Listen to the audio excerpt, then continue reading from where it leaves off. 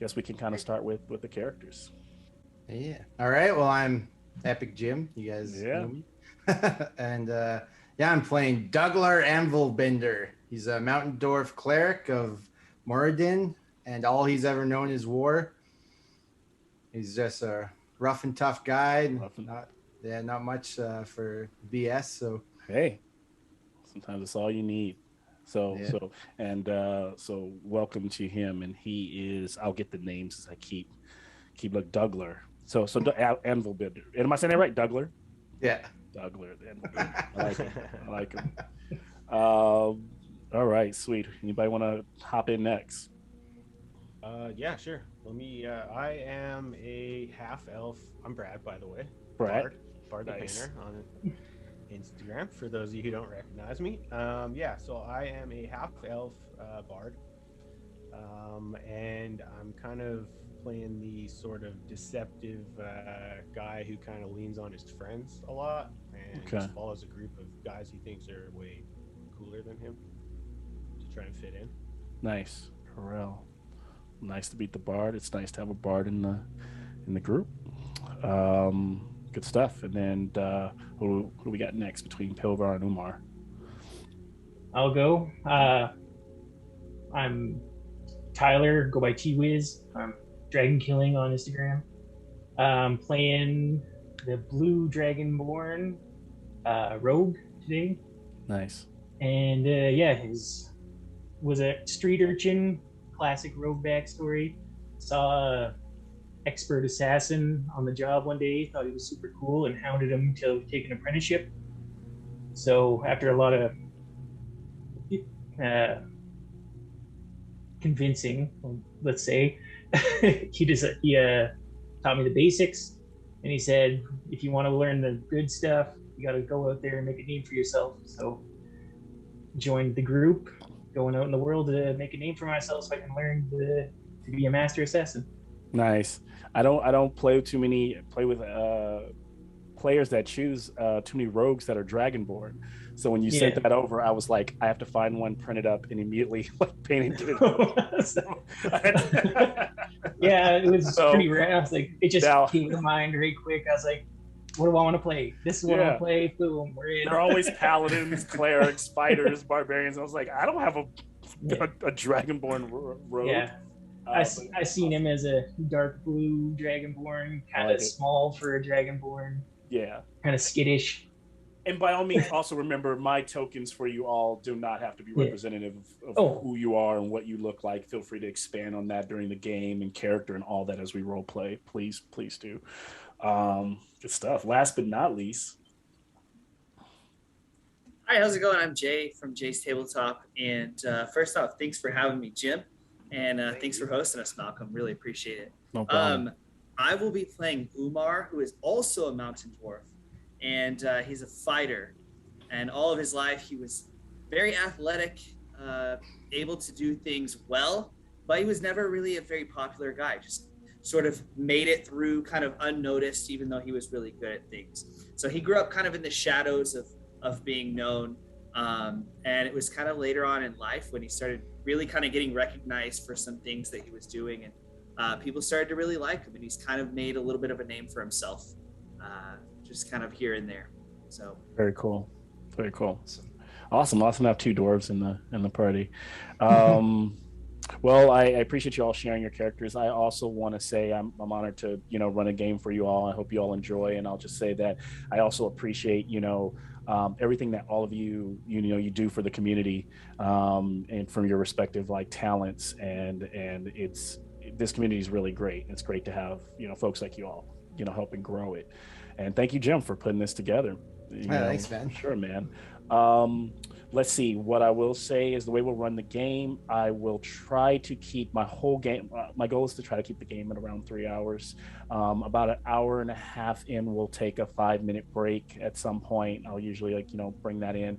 But if you need to move around, we're not streaming. So if you want to turn your camera off for a quick second, do what you got to do. Also, I try to, I think there's this new age thing where we kind of feel like when we're on camera, we just kind of can't enjoy like we would if we were at the table. And if we were at the table having game night, you guys could eat pretzels and drink beer and have pizza and all that. So if you want to do that. Like, you know, it's like, I mean, if you feel awkward about being on camera, maybe turn it off, have your meals, have your drinks, whatever. I'll be sipping my whiskey. So hey, just enjoy that. That's part of it. We'll try to have this virtual tabletop together. Cool. Do we need a couple minutes before we get, because it's about 5:58, which is great on my end. I got 2 minutes, or do we want to get started? Give me just a second. Let me try to download my character sheet. Yeah, I feel like everybody might need a couple minutes. Because when I've got it in the smaller window, my character sheets, it's like condensing, and I want to be able to see it. So give me just a second. Let me download it. No worries. I'm gonna go refill my water. I'll be right back. Yeah, it's gonna be a little sluggish using D&D Beyond for the first time and Zoom for the first time, so we'll see how it goes here. Oh, D&D Beyond's so easy. Yeah, it's really great. Yeah, this is my second time using it, but yeah, it's really good. I was so against it at first. I was like, I will never ever use D&D Beyond. Then you try it once online, you're like, yeah, that's pretty easy. Turns out I'll always use D&D Beyond. Yeah. How do I do you guys know how I download my character sheet though? Like to my computer? Oh, there's an export to PDF thing. Yeah, I can't find it. I found it earlier. I had to do that too. I printed mine out because I couldn't get all the stuff I wanted on my screen. Do you have it open on your browser? Yeah, I've got it in D&D Beyond. So then by your name, there's a little gear. You click on the gear, and then down at the bottom, there's export.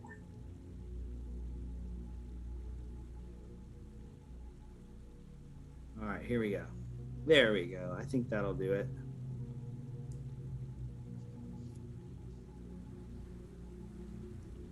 Before I stepped away, I heard a couple of you guys talking about D&D Beyond, and I will say, when I first started using it, I was like, I'm going to hate everything about this. And now, I looked at a paper character sheet the other day, I was like, I used to use this? I need pencils. It's ruined So me. I played in person the other day. Okay, I'm good to go. Told myself I would never even use a laptop. We played in a bar, and I brought the laptop. One of my players was like, "You don't have the little, like, you know." I was like, D&D Beyond, I use a encounter creator. I'll tell you guys the order. Somebody jot it down. We're good. Yeah. All right, good stuff. Also for sound, if it spikes or gets too loud, let me know. I'll try to say for what works for me. I'm sure everybody's sound setup is different. I try to keep my sound on my computer, you know, wherever it's comfortable, around 70-75%. The music is piped in through Spotify at about 50%. Sometimes I'll toggle. I'll try to play with it and keep within range. But if anything's getting annoying, you can either message me or you could just, you know, speak out. Say, hey, Malcolm, that's too loud, or whatever. Sometimes I don't necessarily know what you're experiencing. And I do use a lot of sound and things like that in my games. So, cool. Yeah, I'm a caveman with computers, so like just that this is working, I'm not gonna touch anything. Yeah, it's just like till the end. So. Good stuff. But you do hear some sound, right, in the background? Yeah. Okay, good. Just making sure it's there. Well, we are, and anyone who, you know, might be watching, welcome. This should be fun. Tonight's tale. I'll go ahead and actually get started by pulling up a little bit about where our characters are right now. I know this is you know, we kind of threw this ragtag group together. I kind of expect you guys to either role play on the fly or just to feel free to kind of figure out how you all know each other, whether it's just, you know, I put it together as you just finished a mission and you're kind of looking for the next big thing, maybe to make money or whatever it may be. Let me go ahead. Already start recording, which that is good. Makes sense. We're like a perfect D&D party, right? Like rogue, fighter, bard, cleric. Yep. I like to think that we all just found that, you know, it's like, hey, looking for cleric, looking for Yeah, you need somebody to pick locks, you need somebody to heal you. Yeah. So, tonight's story, your adventure, it opens on this adventure party who have just crossed back into a small region of land in the small domain known as Whitesparrow. Having been paid by, you've already been paid by the guards at the post. You've settled into heading like one day's march towards a village where you can finally maybe get some R&R, a little rest and relaxation. And you're traveling under this early autumn day, and through the regional, plains. Everything is quite beautiful, but there is an eerie silence as the guard post is long gone, and you're mostly traveling among rolling plains, and along a small stream that guides you on your way. As you are traveling, why don't I turn it over to you all to describe what we see? We've described what you're playing, race and class, but what do we see? How do you guys travel? What are you doing? Maybe what are you chatting about? Are there songs being sung? Is it a quiet? I turn it over to the party. I'd say Douglar's just in the back, messing with bandages and looking through his potions and stuff. He's a grumpy old guy, right? So he's just all business. Being, just keeping an eye out, watching everyone. And I'm going to be kind of in the midst of everybody, sort of just playing a light tune and mostly listening, and occasionally telling people how brave and strong I think they were in their last adventure. Nice. So Umar is always trying to please, especially his fellow dwarven kind, and I sort of go up to Douglar and slap him on the back, and being a little bit shy, I kind of hand him my water skin that's got ale in it and ask him if he needs a drink, and just say, how you feeling, buddy? Hey, a little early to be drinking, don't you think there, son? Not for us. No, I'm good. I'll wait till we make camp later or find some place to rest. All right, suit yourself. Yeah, Pilgar will be taking turns looking ahead and then checking out behind us as we travel down the road. Yeah. I'll come talk to, sorry, Jay, what was your character's name again? Umar. Umar.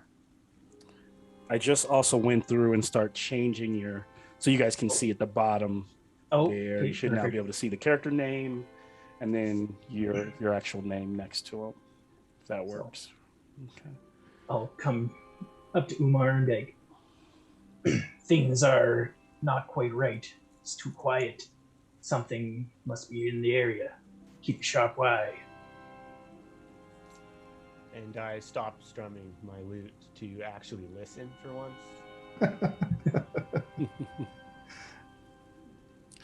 Can I get, since Pilgar is being very aware of the surroundings, can you give me a perception check with advantage? And then I'll take everyone else's passive perception if you want to just tell it to me or put it in the chat really quick. You could just yell it out. That's 23. 23 for Pilgar. Okay. 17. Okay. So Pilgar, you're definitely, probably keener than everyone. You're actively looking for any threats or anything out of the ordinary. So far, other than that silence, other than the fact that the birds in these trees should be singing, you don't spot anything out of the ordinary. Okay. And you guys are all continuing down the road. I didn't want to cut anyone else. Is there anything else that's transpiring here? Also, just for it also helps me. Give me one more go around on what they are like. I know like anything that adds to, other than like Pilgar's a dragon born in blue, dark skin blue. Anything about the way they wear their weaponry or any scars, anything that stands out about the characters? Douglar, like he's battle worn, right? So he's got nicks and scars all over the place and really old. He's got a black beard, but lots of white in it. Mm-hmm. Pushing like 325 for a dwarf, like years old. really stocky and just always, it's like kind of holding weapon. Nice. And so they continue on. Now, Pilgar, as you are traveling, you being very kind of attentive to everything around you, suddenly you start to pick up a scent. That scent is blood. It's hanging in the air, and you immediately dart your eyes, look along the stream's path, where you come around the bend and see red stains in the brook where it runs alongside the road. Ahead, there's a large water wheel that turns as the bloodstained water kind of trailing like a crimson waterfall as it rises. In addition to at least a dozen slain animals, there are 2 mutilated human bodies that aren't more than 20 feet away from you, lying, one face down, one face up, in the water nearby, caught on the rocks. Past the wheelhouse in the distance, there is a farmhouse and its door smashed in. What do you do? I approach the bodies on the side of the river, hand on my short sword. I want to inspect the bodies for the cause of death. Yeah. Can you give me investigation? 4 plus... it's on here somewhere. 3, so 7? No, Okay. 6. Oh, 7. So as you look over these bodies, you notice that they are quite mutilated and slashed up by a very large, whatever would have done this would have been a very large beast. For some reason, you can't quite put your, it could have been wolves, could have been a bear, but it was large, and you can tell that both bodies are men. One man seems to be younger than the other by some 20-something years. But other than that, the older man is almost unrecognizable, other than his beard, face mostly mashed in, bit in. That's what you're able to, and you could see that whatever these beasts were, they killed also a lot of the animals here on this small farm. I'll wave the party over and let them know these bodies were savaged. This sloppy work mustn't be some sort of beast, some sort of monster. Do you have must any be idea what kind of monster? Any idea? And as Carell says that, there's a like this weird, heavy sound, deep, but strangely bird-like, as from behind the wheelhouse, this large creature stands up on its hind legs, towering like 8 feet up. This huge owlbear claws out and kind of lets out this roar, and then settles down. Claws are blood. Its beak is covered in blood. And what's strange is, like, even I think all of you traveling, like, this is unlike this creature, and it looks like it's about to rush forward. In this moment, how do you guys react? Dive to the nearest bush. Nice. You So I'm always ready for a fight, and I'm going to go ahead and with a little bit of fear and kind of taken aback by how kind of aggressive it's being. I am going to go ahead and pull my weapon, my sword. Nice. And so you, Umar, immediately blade out. What's Douglas doing? Yeah, same thing. Same time. Yep, both dwarves taking these positions. And then I'll go, whoa, boy, whoa, put my hand out. Pilgar is kind of like diving off to kind of take some cover and assess the situation, right? That's what he said. And then what about Corel? I'm just gonna tuck myself in behind the two dwarves. Nice. Using them as cover. What do you play a lute? What do you play? Yes. Yeah, so he like this just all stopped you, bit. He's like putting that away and trying to get putting it inside. The beast starts charging, and as it does, we crash to black, and share our opening credits for today. Yes. You guys should be able to hear sound and see.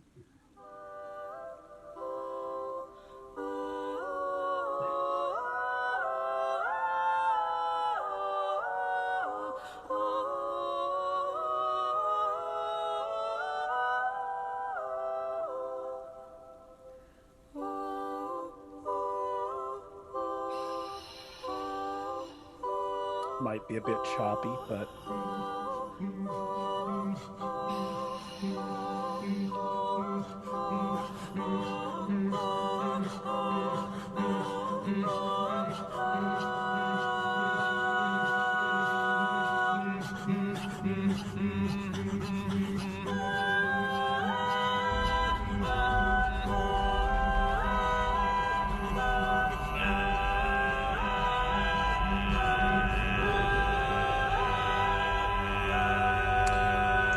welcome to tonight's one-shot tale, The Vault of the Blood Song.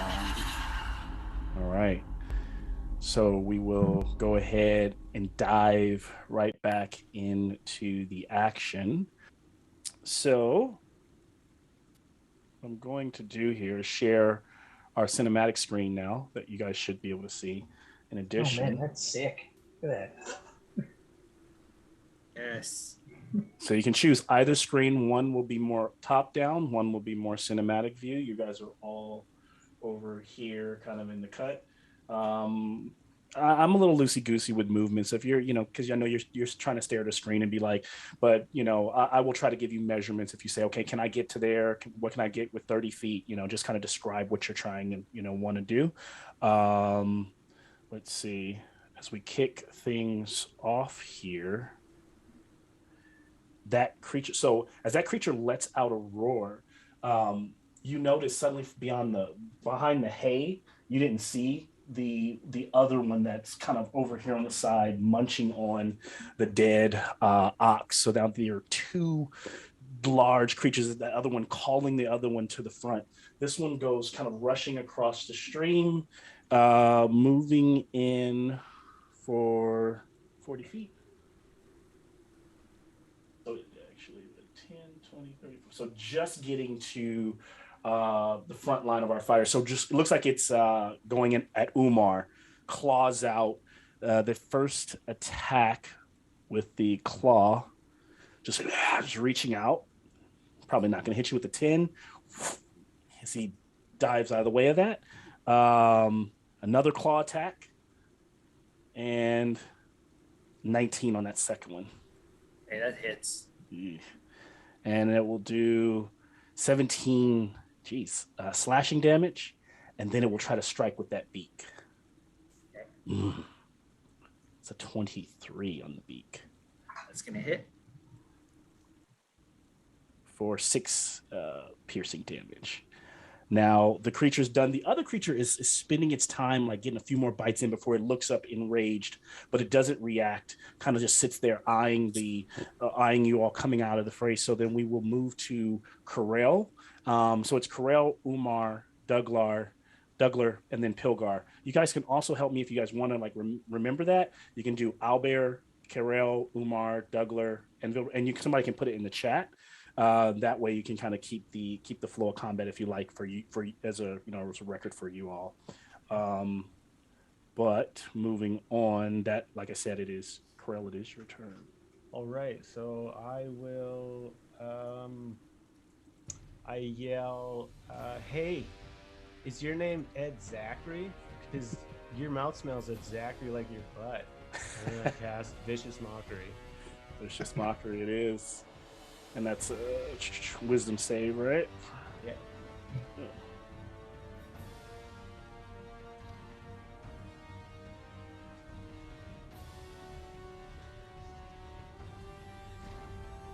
being slow here. 7, so probably clearly a fail. Yeah. All right. So that'll be 7. 7 damage. 7 psychic damage and disadvantage on the next attack. So the creature's like, and claws at its head, slightly from the mockery that you sent at it. As this is happening, Karel kind of camera pans over to Umar. So, kind of stunned and taken back by that massive damage that I just took. I kind of catch the other one out of my eye, and I get my shield and sword ready to go. And before I attack, I call out, "Guys, there's 2 of them. There's another one behind the shed." And I'm gonna go ahead and move on with my attack. All right. My longsword, Yes. and that is gonna be a 16. 16. As you connect, eyeing up the creature, moving with the bear, realizing that even though it is big and that it is fast, you can get in there and strike it. You now know that the armor class is 13 for all of you, but you strike it with the 16. Go ahead and give me your damage. And that is gonna be a 9 damage. Mm-hmm. Where were you think you're aiming for? Is there a particular? Are you just stabbing into like the lower area of the creature? I'm gonna go for the upper arm, the Upper arm arm. that slashed at me. Yeah. And it kind of pulls back that large muscular arm full of feathers. Tear a bunch off. Those feathers kind of go floating down, and blood goes spurting out. I mean, if you are done, Umar, we will move to Dougler. I actually have 2 attacks, so I'm gonna go ahead and continue pull on. back and attack again. Yeah, silly me. You're the once fighter. again. Yeah, once again with that longsword, and that one is gonna be only an 8. That will miss as it lunges back. That blade going right by its beak, and almost like Zack Snyder's slow motion. I'm a Super Cinema head, so I'm sorry if that. Yes. If any of those movie references take you out of the game, I will apologize ahead of time. Not Let's see. So then we move from Umar, pushing in on Dougler, our battle-worn cleric. All right, Dougler will just step up. And I also didn't share with you guys, but you should know, Dougler, you're right here on the board. Yep. Yeah, he'll step up right beside him, the 5 feet there. Yep. He'll just walk up to him and, "You Yep. blasted, filthy animals! Let the dead stay for themselves." He'll come down on him with a warhammer. All right. 23, I believe. Strikes.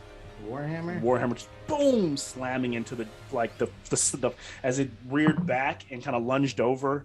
That Warhammer just connected. Almost as it was reeling away from missing the longsword on Umar, you just connect with its face. For 8 damage. 8 damage. Takes all of it.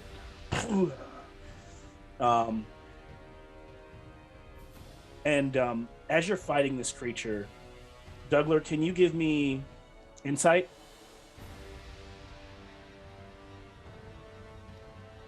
Uh, 6. Okay, so you're just in there fighting, just going at it. Dougler, is there anything else you want to do, bonus action wise, movement wise, or are you done? No, he'll just stand right there. Okay, so we move from Dougler. Hilgar, you are up. All right. I will use my bonus action to dash, and I will run up beside Dougler, take a slash at the owlbear's ribs, and end my movement behind the owlbear. Right about there. Yep. The seam. Okay, you got it. So I roll 6 plus my attack is 6, so 12. So you go striking in behind the creature, and it just moves just enough for you to miss that strike, literally right off the. But you're able to size it up and realize, gosh, just a little bit more effort on this next strike, and you've got him. Swear under my breath that I missed. That takes us through the first round of combat as the creature is now realizing that it's surrounded, but still just doubling down on its viciousness, just starts swinging. The first strike, it will turn a bit. This first strike going towards Dougler. The claw.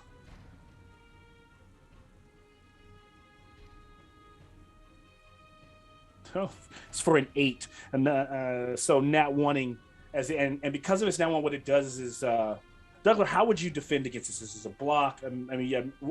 You're using a warhammer? Do you have a shield? Yeah, it's on my back though. I'm just okay. So you're not rocking the shield right now. So yeah. So just with the warhammer up, just like using it as a shield, kind of. But you almost parry as the claw gets locked on the warhammer. You parry with your stat, but like you see how strong this dwarf is. As you parry away, throwing the owlbear off kilter. As it strikes, I will allow. You can choose, actually. One of you can take advantage on the creature since it nat 1 on that strike. It still tries to strike again. The second strike, turning towards its backside, almost trying to claw behind it towards Pilgar. That is a 14, Pilgar. Will that hit? Good question, Dan. That matches my AC, so yes. That matches, so that will hit. Yes, question? How far am I and Pilgar apart? Are we within 5 feet? You and Pilgar are... No, you are not. Okay. Only because he said he was finishing his movement behind the owlbear, which puts you at about almost 10 or 15 feet apart. Yeah. Okay, never mind. No, thank. So Pilgar, that does hit you with that claw, so you will take 12 damage. 8. And then it will strike out with its beak towards, going back towards Umar. Ugh, the 26. That's going to hit. What's an owlbear roll so high?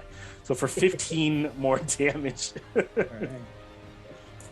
As this is happening, the other one comes burrowing through, throwing the dead horse's body, splashing blood all over the place as it goes rushing forward into the fray and matching up, coming up next to the dwarf on, and it will strike the claw. Oh my God, Malcolm, stop. Okay. To be honest, normally I have the shittiest rolls, and I'm like, it's a nat 20. Yeah, my man. Hey, if he's attacking Douglar, I will use protection as a reaction against that. Yeah. All right. Oh yeah, my man. Yes. Remind me what protection does again. So protection, if I'm within 5 feet of somebody who's being attacked, I can impose disadvantage on the attack roll. Awesome. I will re-roll that again. And what does that look like cinematically when you do this? So sort of that claw, as it comes towards him, my shield just sort of comes over the top of his shoulder and kind of deflects it away. Yep. The second and I attack, slap him on the back. Being a 16, I don't think that hits the yep. So I think you're good there. It then tries to strike one more time with its claw. That's not going to hit. And then once with its beak to the cleric. Oh my gosh, that's a 25. And so with the beak, only 5 damage to the cleric. So you just kind of, as you Umar stopped one of the major claws, and as the claws, as Umar's shield comes out and you're open, you're not wearing your shield, that beak just comes by and just kind of pecks into your shoulder and pulls out a bit of meat. It is Karel's turn. All right.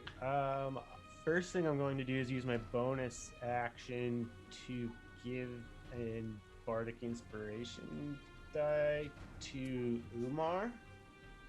Hopefully save his ass. And I am going to maybe back up 10 feet. That's about 10 feet right there. Yeah, perfect. Okay. I want to stay back from everything. Yeah. And I am going to cast true strike on the second owlbear that has come up. Nice. Which just gives me advantage on my first attack roll against him next turn. You got it. All right, so nice. So using your power to kind of channel so that you have this advantage next time you strike. Corel, does that end your turn? Yes. Okay, we then move to Umar, who one of you, either Umar, Douglar, or Pilger, can take an advantage roll attack against this creature this turn. Because remember, I nat 1 on one of my claw strikes, and I gave myself that disadvantage. Okay. All yours, Umar. So I kind of nudge Douglar and I say, "Watch this," and I go back at this owlbear again, and I'm hurting pretty bad at this point. Like I'm starting to bleed some, and I'm feeling it. I know I'm gonna feel it in the morning, but I'm gonna keep going at it anyway because that's my spirit. And so I pull my sword and I go straight at this owlbear that's closest to me again. Nice. And that's gonna be a nat 20. Oh, there it shit. is. Thanks for that bardic inspiration. So as you nat 20. That's gonna be 8, and on a crit it's double, right? Is that right? Yeah, we could. How would you guys prefer? You guys rather just double damage or double the norm like the dice like you would do in the player's handbook? I actually am open to whichever you guys want going forward. I'm cool with however you normally run it, Malcolm. Let's double damage. So 16. Okay. Yeah. Yep. Yeah. All right. So just as you strike into this thing, your longsword, right? I don't know why my sound is tripping. It's going in and out. Umar, so this is that nat 20 was with the first blow of that longsword, correct? That's right. Yeah. Where are you aiming for? Where are you trying to hurt it at? Right in the throat. Right in the throat. So your sword goes into the throat, and as you pull it off that first strike, you can tell that this thing is the blood just kind of spraying onto you, mingling with the blood that's already pouring out of you, and like any normal beast should go down now. But you can tell that it is hurt. It starts to make these weird noises, bird-like, bear-like sounds, kind of jarbled together. But whereas normally this beast should flee, it has this like enraged, kind of foaming at the mouth, like it's gonna fight to the death. You get a second attack, I take it, right? That's right. Yeah. Yep. And that blow gives me kind of a boost of confidence. Wouldn't show up, but I was feeling a little bit kind of worried about it. But that gives me some confidence, and I'm gonna go. I pull my sword out and I go straight back for the throat again. Same spot. Same spot. And quick question: Did I get bardic inspiration? Yes. Okay, and that's what? 1d8 that you can add to any roll that's not a saving throw. Okay. You have to And can I do that once? Before you find out. Okay, I rolled it. All right, then that's only an 8. Well, So. you can roll it first, but you have to decide whether you want to use it before he tells you the outcome of your roll. So you can. I see. No, I'm not going to use it. You know the AC of the creature, so I kind of like share it. And the way I look at that is I usually share it. So we all probably play D&D enough to know what owlbear is, but also that after someone strikes it enough times, you kind of know how the creature's moving, so you know where you need to be to hit it. Okay. Why? Sorry, I'm having trouble with my sound.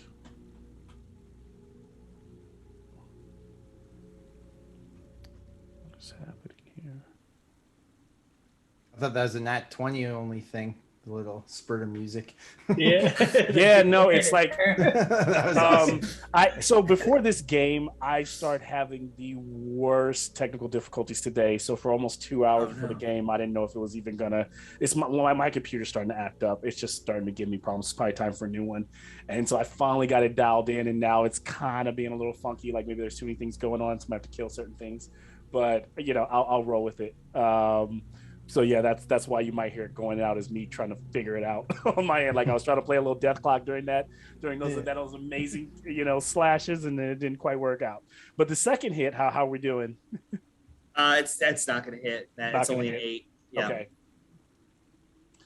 So the 8 doesn't connect, but that first one did, and that one did enough to where the party can see that this creature is getting, at least that first one is getting extremely weak. Right after seeing that, I slap Umar on the back. Just nice hit, my boy. And I'm gonna hit him with Cure Wounds at level 3. Nice.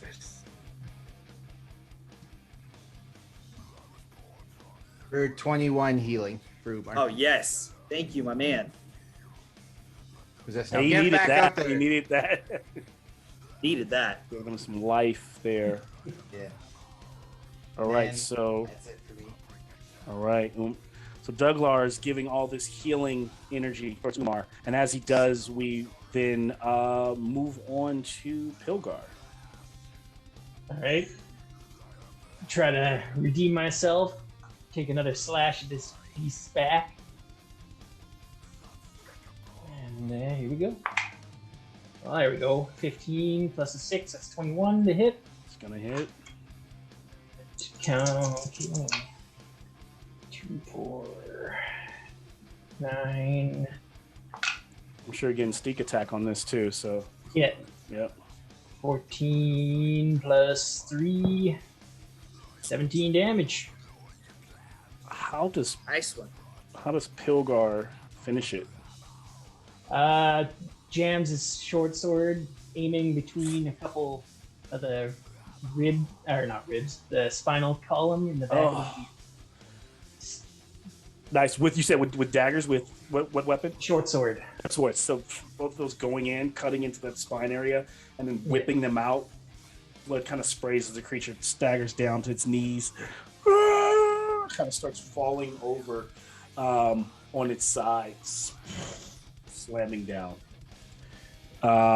Great move. And at that moment, Pilgar, as you pull them out in like heroic success, you see as you kind of turn, you see out of the corner of your eye the other owlbear coming, and you sidestep, and it leaps onto the bugbear who's dying, and just starts to rip into it, like savagely mauling the other bugbear.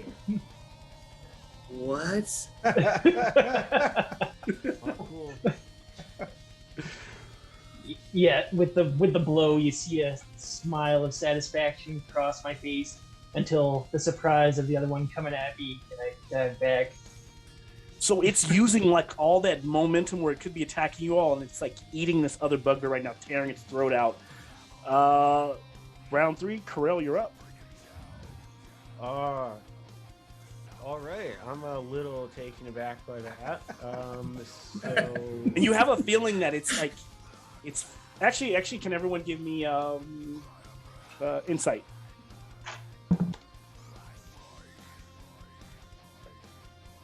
Well, 15. Nice. Anybody higher than 15? 18. 18. So Corell, as you step back, like you said, completely taken aback, Oh.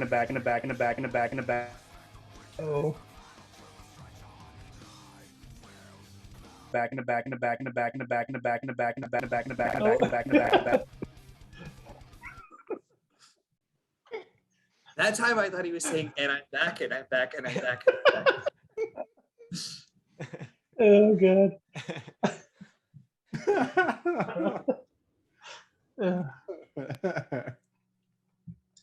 Sorry, can you guys hear me again? Am I back? Yes. I take it I froze a bunch of that. Jeez. That was awesome. Very That was entertaining. great. All good. This is only another time, which I could see. I'm trying to get back here. It's so weird tonight. Like normally don't have these issues. It happens. Yeah, it happens, man. It sucks. Oh, I'll yeah. try to keep maybe my video off for now till things kind of chill out a bit. But okay, so I think unless you missed what I was saying is that creature taking such this. Corell was watching it and realizing that if once it's done with this owlbear had its fill, it doesn't seem like it's stopping. So I don't. So what do you guys want to do? But it has used up its entire turn as it's Corell's turn. As you realize that this thing is completely mad. Yeah, I kind of feel like maybe this is a good time to boost on out of here. But that's just me. I don't know if a cleric would be down for that. I'm kind of scared, guys. You say you don't know if the cleric would be down for it? Yeah, I think Douglas would want to end this thing. Doesn't want to go and eat a kid or something. So Corell is almost imagine as you Good look point. over to Douglas. Douglas like kind of like bringing his hammer up, like I'm doing this. You know, it's almost like this communication between you two, like this is happening, with or without you, kind of deal. Yes, I'll help. I'm going to use my bonus action to give Douglas a bardic inspiration. All right, nice. He gets a bonus D8, and I guess I'm going to cast. I cast True Strike on him already, so I'd have advantage. I'm just going to run in screaming and go in with my dagger. Dagger. All right, go ahead. Make the attack. That is okay. So that is a 20. 20 will hit, of course. And then, so stabbing down into it with your dagger, you're going to go and give me damage. First time striking this creature. Great. 3. 3. It's still in the middle of swinging wildly that it doesn't even seem to recognize the fact that you are stabbing it repeatedly with your dagger. We then move to Umar. So I look over at Corell, and I see him stabbing, and I'm just like that. I want to do that, and so I go in and I just start trying to stab, like a madman. Nice. It's fun, right? And that is a 22. 22 hits. All right, and that will be 5 damage on the first one. All right. And then on the second, that is a 12, but I can still use that bardic inspiration, right? You can. Yeah, so I'm gonna go ahead and use that, making it a 14. That definitely hits. All right, and that's gonna do 8 damage. 8. Nice. He's starting to yell. It's starting to slowly move within those seconds of this happening, realizing that it's being attacked to turn back to the foes coming at it. Douglas is there and ready. Douglas will just put his warhammer down, like trying to smack it in the head like that. Just aim for the head, you damn kids. 19 to hit on that. Hits. 9 damage. Right. Nice. And as this is all happening and the creature is realizing, then, Pilgar's there, you wallop it on the back of the head and you leave a wound. And this thing is literally, you all are literally on top of it, hoping it doesn't, get a chance to lash out. It's on Pilgar to try to stop it before it gets those opportunities. All right, I'll come around the side of the downed owlbear there, and then take a swing at the one that's up. Try to cut up the tendons in its arms. Okay. Well, let's see what happens there. Oh, bummer, man. Can't roll for shit. 6, 10. Oh, jeez. Poor Pilgar. So as you I'm gonna give you advantage on it only because it's so distracted by the creature it's on. If the dice say no to this one, then it's no to this. It just means it's not meant to be. All right, we got a 15 this time. 15, that will strike. As you kind of swing and it kind of moves and you miss, but then you realize you could just kind of continue with the thrust as it moves back. It's looking at you and you drive the blade in. Give me your damage. All right, we got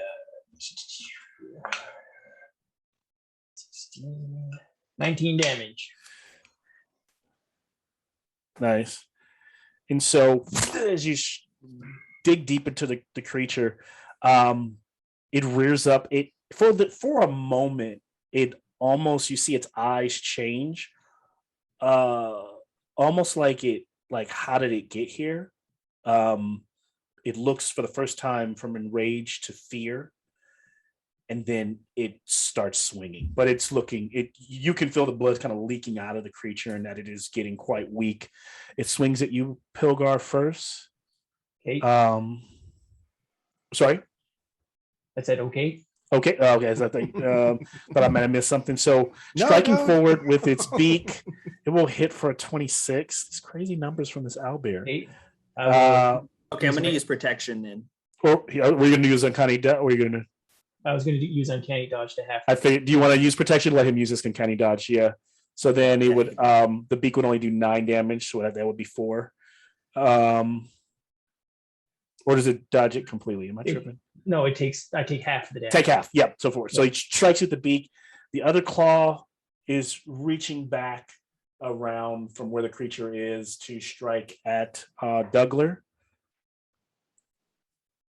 And 17 does not hit. And then another strike at Umar for 8.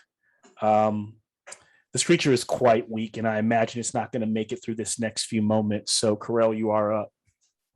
As you can see, it quite tired. All right, I'm just gonna keep going at him with my dagger, I guess. Now that I'm over there, so that's going to be a 21. Hits damage. Or 2. 2 damage. So stabbing, you're doing your part, every little into the fur and the feathers of this thing as it just keeps kicking. And then there, Umar standing, maybe to finish it. But Did Umar, you say his eyes changed? Yeah, a bit. Can I roll for insight, to Yes. see if I notice anything different about him? All right. That's gonna be a nat 20.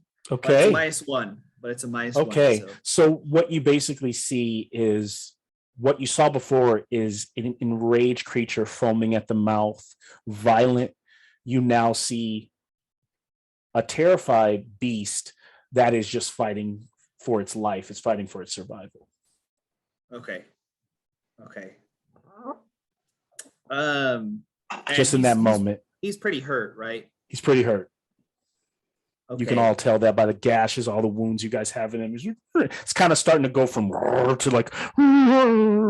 So I'm feeling kind of, I noticed that, and I'm feeling kind of bad about it now. And at this point, I think it's better off to just end this creature and end its pain, because no matter what happened to it, it could happen again. And I feel kind of bad for it. So I'm going to just try to go ahead and end it. Yeah. With my sword. Like a mercy kill. That's going to be a 22.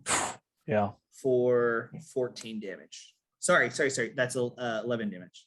How do you put it down respectfully, or your choice? But so I'm just gonna go for the heart, stab right into the heart.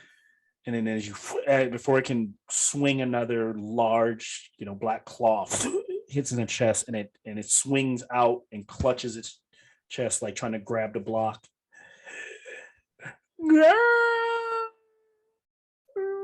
And it falls over the side and kind of collapses on the other owlbear. Both are dead. And now both those owlbears who caused all this carnage are now, a part of many of the bodies that lay around this farm. What a strange thing to have happened. What is maybe the party doing as they in the just the moments after this?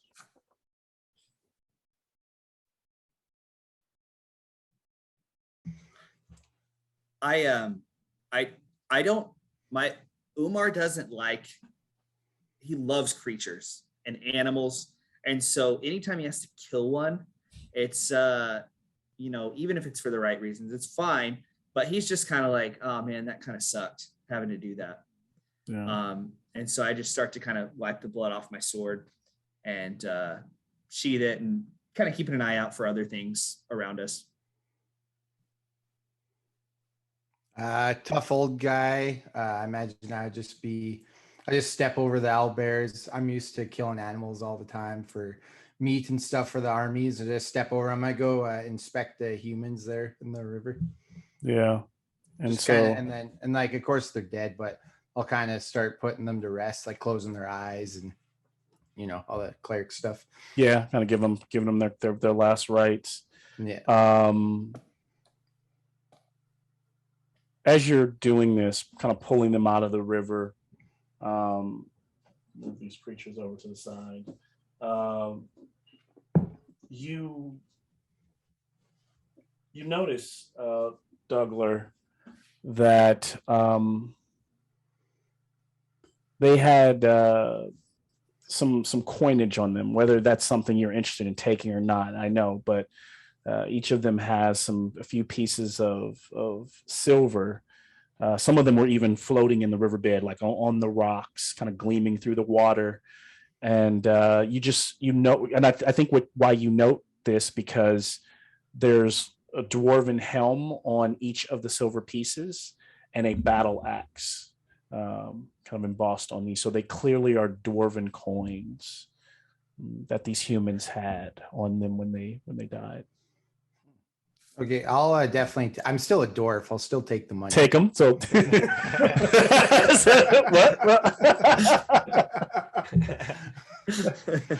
what?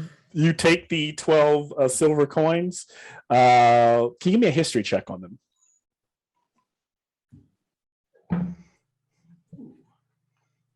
18. Okay. You immediately recognize that these are silver coins that would have belonged to or been from the Deep River dwarves who resided at one time long ago, almost 2 centuries, in the mountains nearby, the Gold's Peak Mountains to be exact. You look off there, you can almost see it in the distance beyond the forest. Yeah. Gold Peak Mountain. Gold's Peak Mountain. Yep. And then you start to hear, like, now that everything has kind of returned to quiet, there's some sobbing coming from the wheelhouse over here. As a woman kind of appears at the door, she steps out. She seems to be holding something like a small child.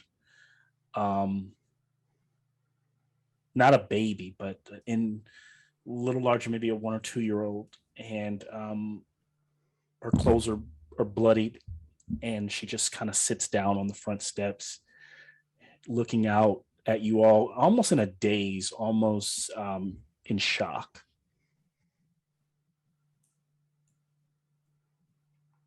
Are we looking? I'm making sure that these guys see that. Yeah, and I'll make an eye contact with each other. I would like to slowly approach her just to see if I can see how beautiful she is before I go talk to her. She's and so as you approach, her head down, she looks up, kind of space for a second. She's a middle-aged woman, some gray wisps in her hair and olive toned skin. The child she's holding is clearly is died, is expired. And as distraught as she is, she just kind of starts mumbling. She's like, I was in the fields. I was in the fields. I should have been here. I should have been with them. But I was in the fields. What? The farming. She, for almost like, she spaces for a second and realizes you're there, and she goes, I was tending to crops. My husband, my son, my child, my 2 children, gone. Why would this happen? Why would this happen? And she's kind of looking to you, almost, whether asking that rhetorically or asking it to you. How does Crow respond? I go, guys, I don't know. She has gray hair. I don't know if we should talk to her. I'll start approaching like really slowly. Just say, "Hey, lass, it's okay. So we're here to help you." You killed the beast? We did. Thank you. This is probably our fault. The coins, that's it. I'm such an idiot. We should have never taken the coins. They have to be cursed. It's the only reason this would happen. Nothing like. It's got to be why. We were attacked out of nowhere. Those owlbears, they don't do this. They just don't.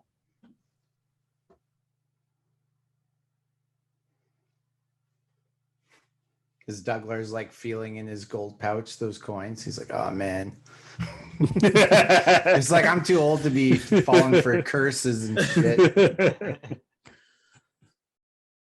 So last, I don't think it was a curse. I think these were just a couple of crazed owlbears ate some bad meat or something. Maybe. But she goes on and just finally, when she can calm herself, she tells you her name is Feria Evans Song. This is her and her husband's farm. And she goes on to kind of explain that a group of dwarves had come through just almost a week ago, coming down from Goldspeak Mountain. And she explains that they seem to be quite happy and jolly. They seem to have some wealth about them, and they happily paid for several bags of, wheat and rice, things like that they bought some things from them, but they paid with those dwarven coins. Everyone has, clearly thought the old mine that's up there on the mountain to be dried up and veins to be, but there's always been talk of the secret chambers that the dwarves still had. And she was like, they must have struck it rich. Then I saw them leaving Whitesparrow and heading back up to the mountain about a day ago. They're up there as we speak. I think they're going back in for more. But since then, this wasn't we've just noticed the beasts have been different. The wolves howl in a strange way at night. My husband was even chasing them off some days ago. Call me superstitious, but I just feel this is connected somehow. And unless you're asking her any questions, she just kind of like tucks her head and kind of becomes quiet. What time of day is it? This all happens, maybe it's around 10 a.m. in the morning. Okay. And kind of the mist is still in the fields where the sun hasn't kind of come up enough to like burn that off. So there's some kind of fogs rolling over the plains at a distance. Okay. I say, ma'am, what are you gonna do? Are you gonna stay here, or do you have somewhere you can go? She kind of tries to gather herself. This is my land.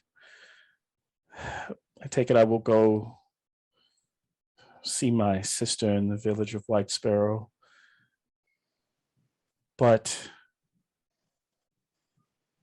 I eventually will need to come back here. I hope these lands are not becoming cursed. And she said, you all look quite capable. She says, I hope you are not scoundrels, but she kind of goes in the house and she's laid her child down. She comes back with a small box. She's like, it is not much, but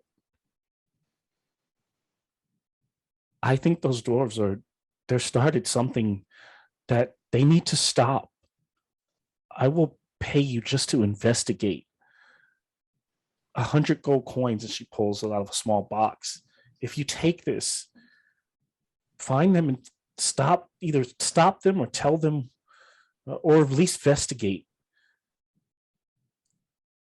If you can bring some proof that of this, of my superstition being valid, there will be another 100 here waiting for you when you return. Alas, I don't think we can take your money for this. If there is really gold in those mountains, Corral, we'll be far richer than 100 gold. Yes, but we could be richer now. as Douglas kind of like pushing it away, I imagine Corell's hand is out like, I'll take it. Do you take the gold, Corell? I would love to take that. Yes. You have it. If you're willing to, part it amongst your party, you're happy to do that, or you now have a bag of 100 gold. Gladly share it with everyone, even Douglas. I call across the little stream there, big lady. Do you want these corpses burned or buried before they foul the water? If you will help me with burying them, that will be. I will mightily appreciate that. And your child, we should bury him as well. Yes.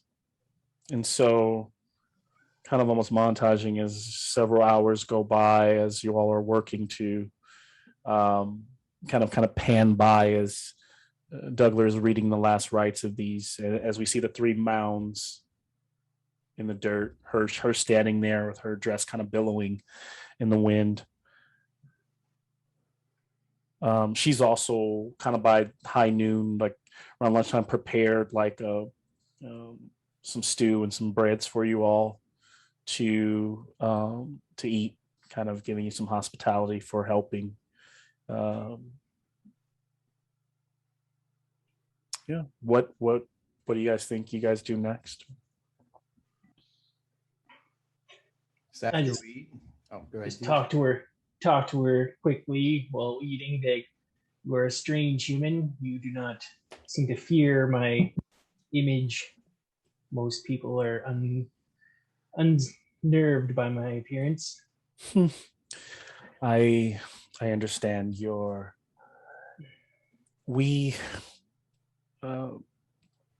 in Whitesparrow and in these regions we are.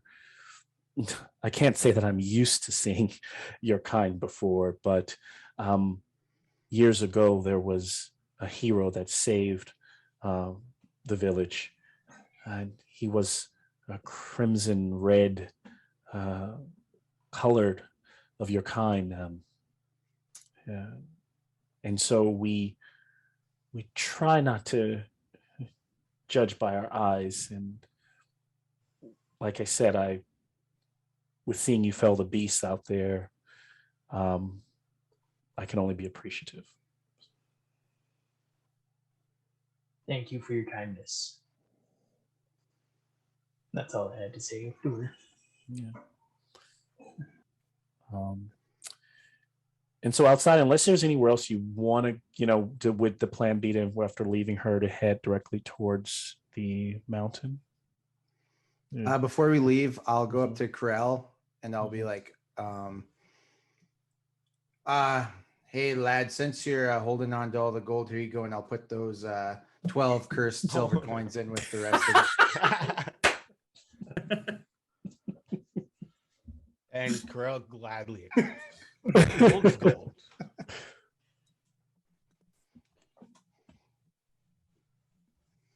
Not superstitious, but just in case. If it goes missing, don't blame me. Yeah. I think we should just spend it right away. And so maybe by 1 p.m, you begin traveling. And if ever I narrate and you feel like that's not what you'd like to do, just step in. Let me know. and you're off.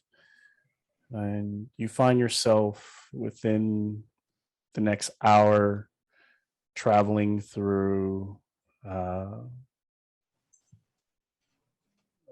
thick forest full of, those autumn leaves that are starting to fall and stack. Again, it's still quite quiet.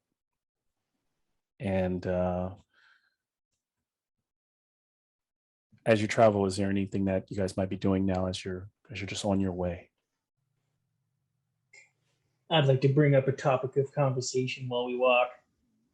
So, kind of when we get out of earshot of her place, I mean, like, do you guys not find it strange that this woman has nearly a king's ransom worth of gold in her house?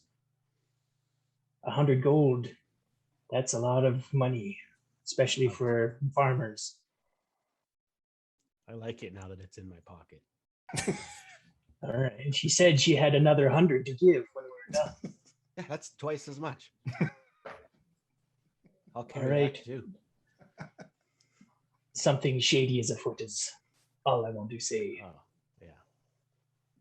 Maybe. Or maybe we're lucky.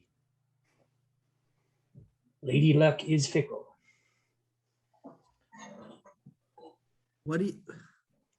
I mean, I know it sounds funny, but what if what she said about the creatures is true? I mean, those owlbears were not. Those were not like owlbears I've seen before either. And I don't know if you guys saw it, but it was almost there at the end. Like one was a little bit stunned, and it's almost like it had a change in demeanor. Have you ever seen anything like that?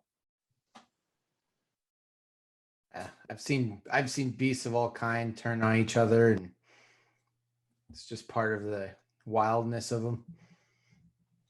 Yes, when one is at death's door, many strange things happen when they're about to slip into the afterlife. But What? all this talk of curses, who knows? I am no wizard.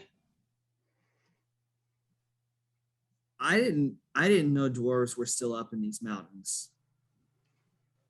Did you, Douglar? Oh yes, there's doors everywhere. Who are they? The deep river dwarves. That was 2 centuries ago. I guess I must have missed that in dwarven history class. It's okay. Hey, but we should probably investigate that anyways. Would be good to see some more dwarfs. No offense. Love dwarfs.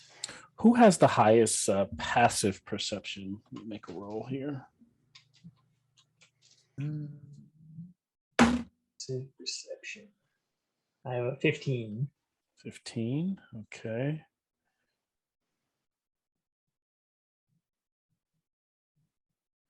Is that the highest? Everyone, 15. Okay. 17. Okay. Who said 17? Okay, Corel. So, Corel, as you guys have been traveling, you've noticed like you feel like there's been a couple times where so far that you feel like you're being watched. And so you kind of look around, constantly here as you guys traveling, kind of at a slight incline up towards, starting to more incline up towards the mountain. Can you give me a perception check now, Corel? Ooh, that's a natural 1.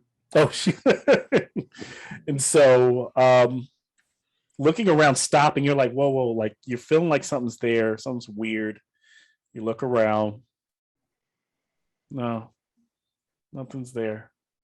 Aye, boy, the gold's going to your head already. Don't be so paranoid. I just don't want it stolen. Okay? It's a lot of gold.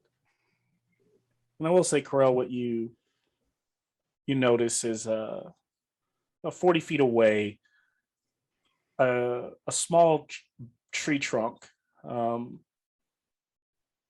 that you swear you saw the same one like an hour ago. Guys, take a look at that stump over there and just tell me if you guys have seen it before. Because I feel like I've seen it a couple of times. Anybody? Yes, there's many stumps in these woods. My God. But that one with the stick with the... Thor's hammer, what's wrong with you? Maybe I'm wrong. Maybe I'm just... Maybe it's the gold, like you said. And then Douglas will actually like start to, look around and be like, have we been here before? Wait a minute. I do remember that rock. Yeah. So you guys could turn and continue on. Can I go examine this stump? Sure. So Corel Just see if there's anything odd. starts to walk over slowly, surely. With that one, as you rolled, you're getting a bit closer to it. When suddenly little vines reach up around and grab you by your feet and like hold you in place. And the tree trunk kind of like unfolds like a transformer, like a small humanoid stands up, and you realize that he's got bark in different parts. Like he would fold up and create like the stump itself. And it's a small little dwarf. And he goes, if I was looking to kill you, I could have killed you hours ago. I'm just following from a distance. Why are you in these woods? Oh, hey, brother. Why are you in these woods? Awesome. These be bad things are be happening here. You shouldn't be in these parts right now. He's got like twigs and stuff kind of sticking out of the little branch areas. Kind of almost looks like a dwarf, but as a druid, as a hermit here deep in the woods. Well, I was going to say, well, I was about to come and put a notch in you with my knife, so I'm glad that you told us who you are. But why are you following us? We're not hurting anybody. You could have tried. Not sure it worked, but well, just look around. I've been out here for years, and the birds have flown away. Most of the beasts are scattered. Many of the ones that are here are ripping each other to shreds, fighting for no reason. So this is a new thing on this hillside? It is. And so I just was following to see if you might do the same. So far, I've seen no humanoids acting violent and malicious, but I had to be sure. I wanted to find out if you were possibly infecting my woods, but you appear to just be travelers. But I figured I'd eventually warn you. Where are you headed? Gold's Peak Mountain. Gold's Peak Mountain. Another bunch of humanoids seeking fame and glory, trying to find the old treasures deep within. That's not a good idea. We're going to invest to see where these undead are coming from, or whatever's wrong with these creatures. Undead? Have you seen any undead? Oh, no. We just saw beasts, 2 owl bears that were ripping us apart, and then they just went to ripping each other apart. Yes, it's becoming a normal thing. I just the other day saw a small wolverine fighting a pack of wolves and birds are fighting each other, and it's just, don't get me wrong, this is nature is a brutal, fickle place, but this is not for sport. This is not for food. This is not for survival. Something is maddening these creatures. And I can't help but feel that it has something to do with, you see, I've been watching folks come through here, and you're not the first group. Right now, there's a group up there on the mountain, and I was actually going to head up there and tell them to leave too.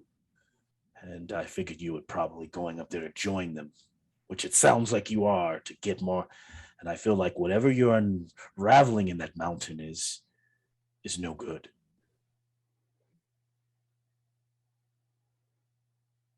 All right, crazy stump dwarf. Do you have a name? Yes. Bully. Bully dwarf. Bully the dwarf druid. Yes, you go ahead and remember that. But he seems a bit, crazy, and Hermione and been out here by himself for a while. Are there any questions you guys have for him? Anything that he might? Is he still holding me upside down, or? Oh no. Yeah. So he was just holding you in place in case you might attack him, and then slowly but surely those vines have let go as he has stepped away from you. I want to ask him about the other dwarves that she told us about up in the mountains, if he knows them. Yes, and I imagine you share with him about the Deep River. Yeah. Crow clan. He's like, yes. The mountain,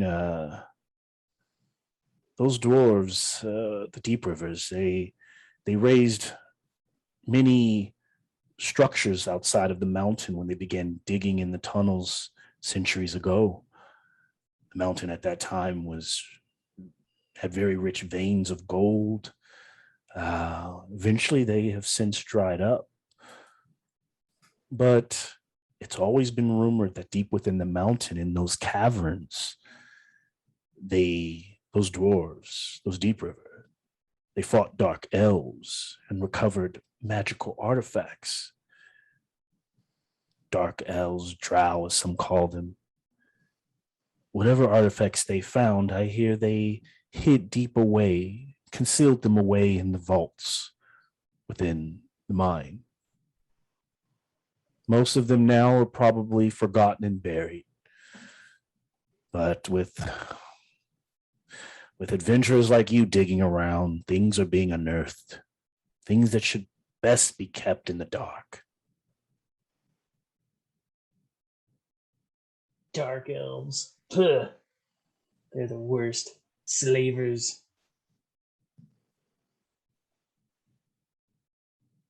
We will bury whatever we need to bury in that mountain.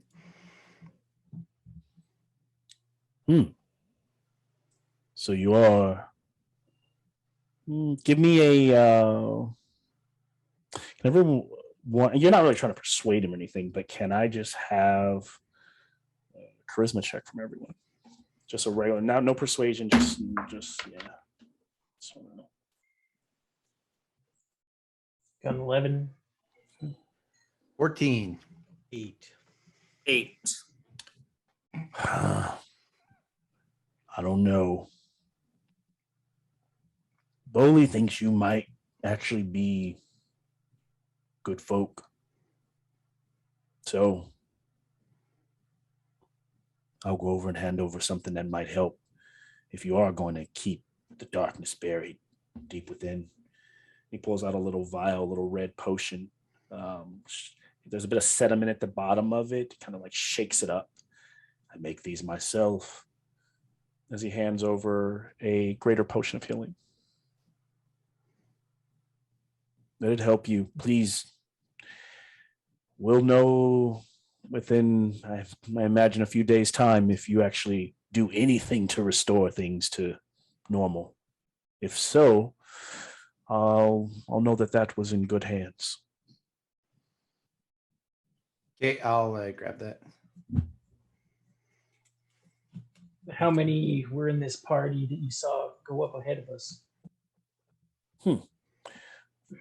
There were about 7 of them. At least 3 of them were dwarves. The others, human and half elves. There was even a bugbear in the group.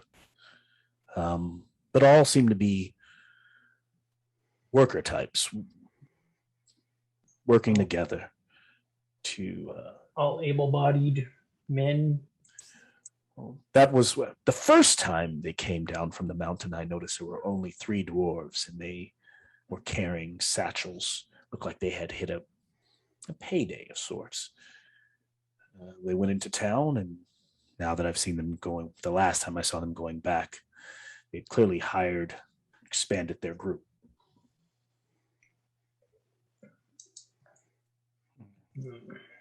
It's not good. I give you my word that we'll do what we can to stop this. I've been doing the right thing for dwarfs for 325 years, son. Nice. It's good to know. And I used to, in my 300 something years, I was the same way. And eventually I got tired of trying to save in the world. And now I'm just an old crack out here in the woods, but I like it this way, or at least I liked it until everything went to shit. And all the animals start killing each other, and now I have to hide amongst the trees. Hopefully the birds don't peck me to death. Kind of chuckles. How do you make a convincing tree? Thank you. And then he kind of folds back down, and his head tucks in, and there's just this little, and then the vines kind of move around the bottom, and it kind of creates a little stump. Well, be on your way. All right. Godspeed to you all. Good day. So you're done following us? Well, I mean, I got to entertain myself somehow. At least now you'll be able to spot me if I'm nearby.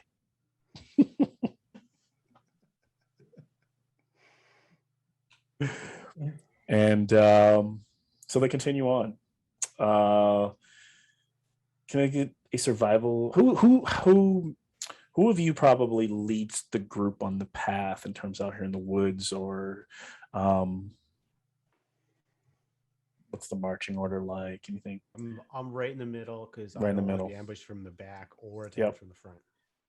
Yes, Say, I would like to follow Douglar just because he's that kind of older dwarf type that I like to look up to, and so I'd like to be behind him. I agree. I can see that.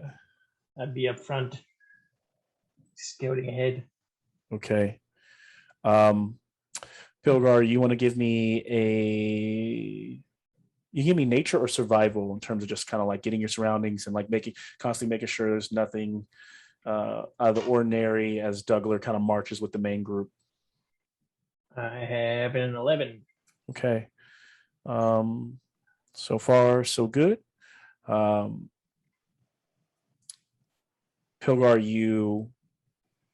you're the first on the trail up ahead through the clearing where the trees begin to open up. You're able to see the site of what appears to be a mining camp. And it sits within these dwarven ruins that clearly must be 1,000 years old. There's a set of tents that make up a small encampment surrounded by worn, broken dwarven statues. And then in 2 or 3 places, steam is rising out of a series of narrow shafts that are cut into the rock, each of which appears to pierce deep into the earth. You can see that camp from a distance, but you don't see any humanoids moving about. And you're kind of maybe perched up on a rock looking at a slight angle down into it. As Douglar and the group are starting to catch up, I turn it back over to you. I'll slide off the backside of the rock and come back to join the party.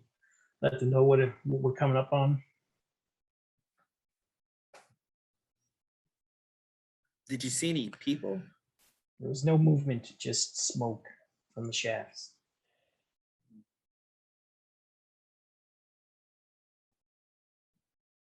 So, yes, I guess we're walking into a ghosted camp. If they're dwarfs, they should meet us pretty fair. So, How do you guys want to approach the camp? I won't be taking up the front. Send the dwarves in first. Send the dwarves Yeah, in. we will. Yeah. Okay. I'll be pulling my hood up to cover up my features as much as possible. So the two dwarves are going in. Pilgar pulls up and having him and Corell towards the rear as you guys begin to walk up cautiously. Can I get Umar and Douglar to give me perception checks? Jeez. 9. Real rolls are terrible. My D&D Beyond ones are great.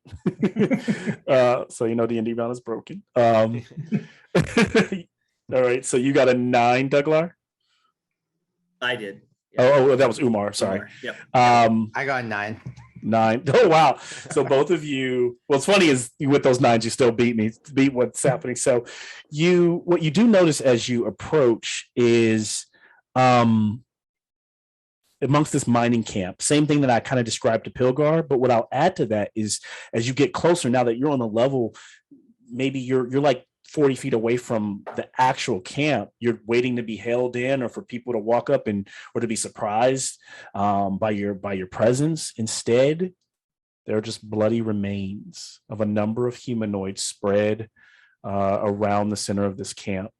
And within the carnage, you can make out the head and the arm still attached at the mutilated torso of a dwarf.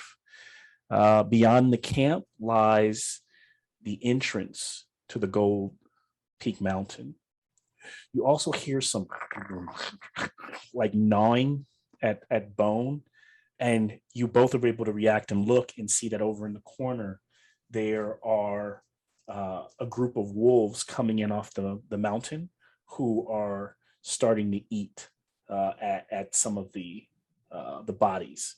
Now, if you don't want to engage with them, I don't know what you want to do, but right now they clearly don't see you. Yeah.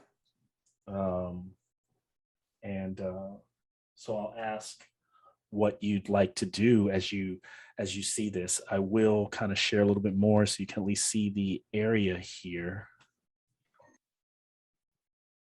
And are there 2? How many wolves are there? 2?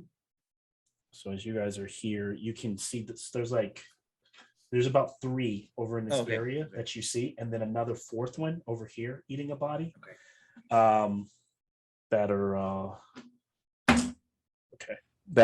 So they're just kind of like picking at the carcasses at the moment, and they don't seem to have smelled or spotted you just yet. Okay.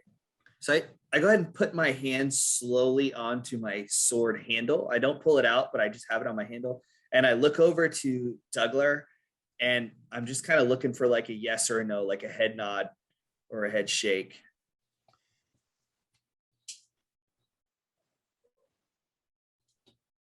Man, those maps. I know. Douglar decide if Beautiful. to fight. Yeah. Pilgar will be taking some cover behind the tent and grabbing out his short bow, just in case there's we're fighting this. Okay. Yeah, and that was my other question. Does everybody see them at this point? I just kind of took that as a successful. I think all of you, all start kind of like talking to each other, like, "Hey, look, there's wolves," like. Okay. Yep. Then in that case, I'm looking around kind of at the whole group, wondering what we want to do. And it's almost like the owlbear, where the ferocity, they're so like ravenously tearing that they're not even paying attention to their own surroundings, right? Like they should. Yeah. I'll look at you guys and kind of give you the like. Also, I didn't ask. I'm sorry, let me cut you off, Jim. Did any of you? I imagine there was at least enough time for a short rest at the lady's house. Did anybody take any? Did anybody spend any hit dice, or were you guys all good? I just regained my bardic inspiration. I Cool. guess, if I count my short rest. Just checking. Okay. Yeah, I would spend a couple hit dice. Yeah. So yeah, you're welcome to if you we got caught up. You're welcome to do that. Okay, Yeah. I'll go ahead and do that then as well. Yeah. Yeah, and then I'll just give everyone the kind of Yeah. down, and then I'll try to start sneaking towards the entrance. Okay. So is the plan to sneak past them, kind of like Metal Gear style? Yeah. Yeah. Okay, and avoid the fight that way. All right. So is it one of those, you're going first, Douglas? As you start to see Douglas going, everyone realizes, are we committing to this? Are we doing this? As Douglas starts to kind of go this way, kind of move into the middle of the camp. You see the dwarf. You realize there is a way right through the middle where, if this one doesn't look up, these guys aren't paying attention. Maybe you can get in there. Here's what I'm going to do. I will roll disadvantage perceptions for the rolls. The highest one will be the one that you need to beat. Give me 1 second to do that. Yeah, I would try to stealth by. It's about 4 of them right now. So I'll do them at disadvantage since they are.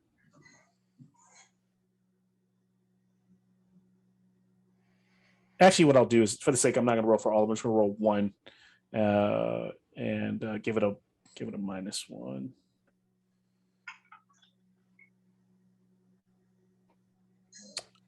Okay. So what I'll do is if you all are going, you can all give me your stealth checks, but I'm going to take the lowest roll, not the highest roll. And I got chainmail, so that's disadvantage, right? Yeah. My man. All right. Here we go. I will say I didn't roll the greatest. I haven't been rolling the greatest on these dice, so you might be able to pull this off. I got a 20. 16. 24.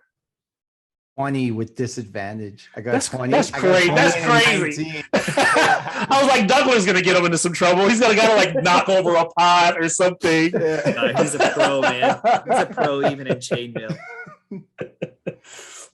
Yeah, you gotta lift it up a little bit like a skirt, when you walk.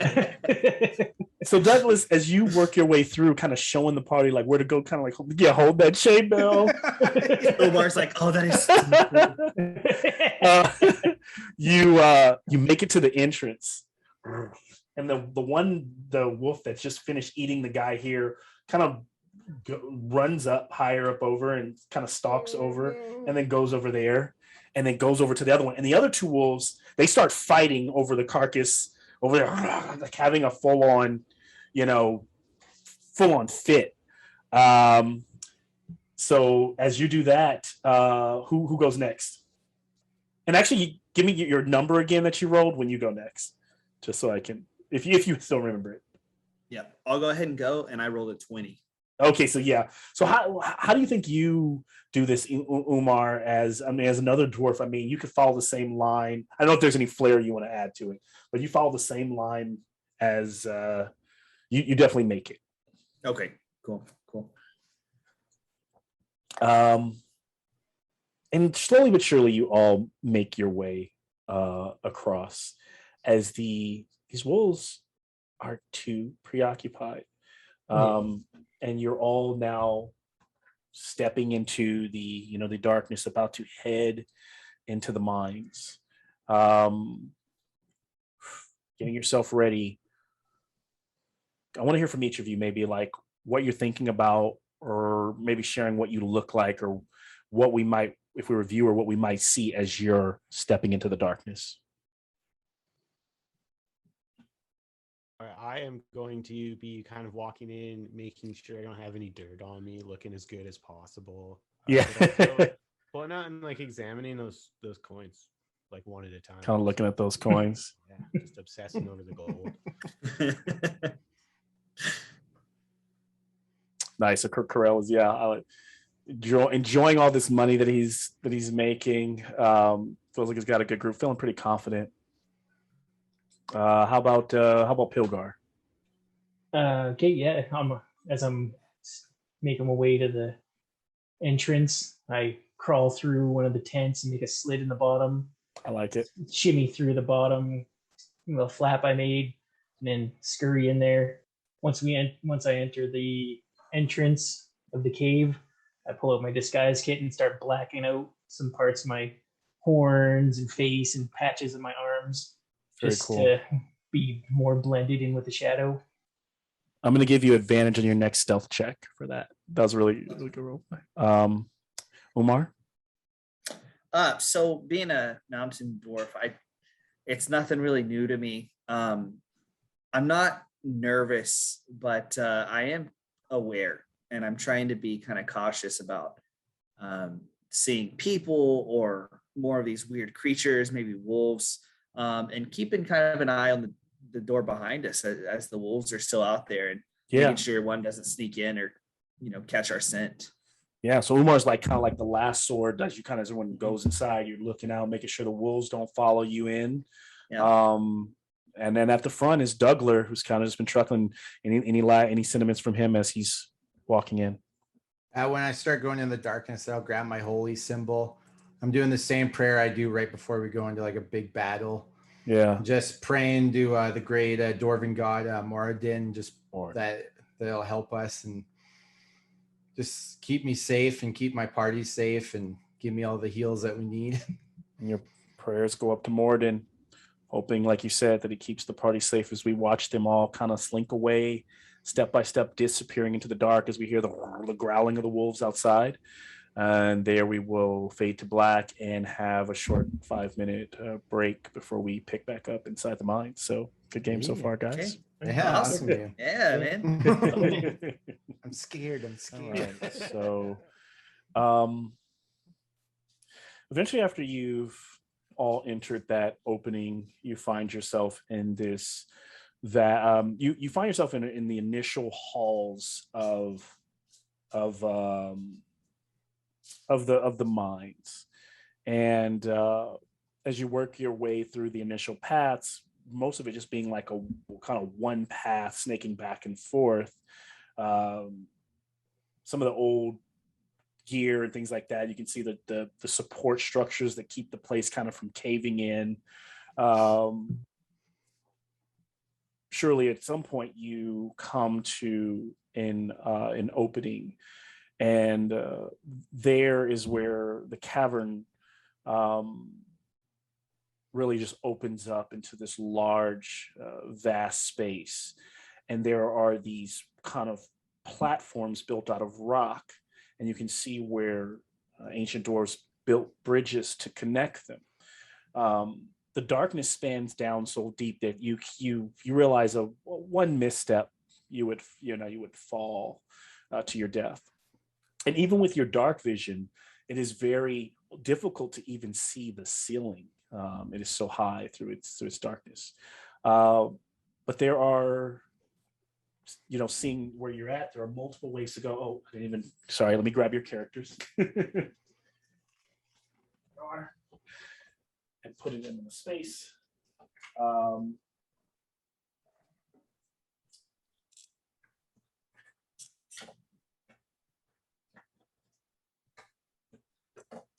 You find yourself in this cavern. Now, what you do notice is there are multiple kind of bridges. There are two, like one leading to the left, one leading straight, and then there's even a crevice to the right where you feel like it's an easy leap, where you can leap over that one and take and go down that path as well. I will share what this kind of looks like. Oh man. As you guys are standing there. And so what are you guys thinking as you see the space? What do you want to do next? Or is there, I guess there's only really one path for the most part. So this path actually leads forward. So there's a bridge leading forward. Then there's a path that curves off to the left. The path that right is really just like as a crevice, like almost like a short jump. And then there's the path that goes forward further back into the dark. Darkness as you guys are standing there. Oh man. Take a look at the floor and see if there's a trail, a more recent trail of footprints. Yeah. Can I have a investigation check from Pilbar?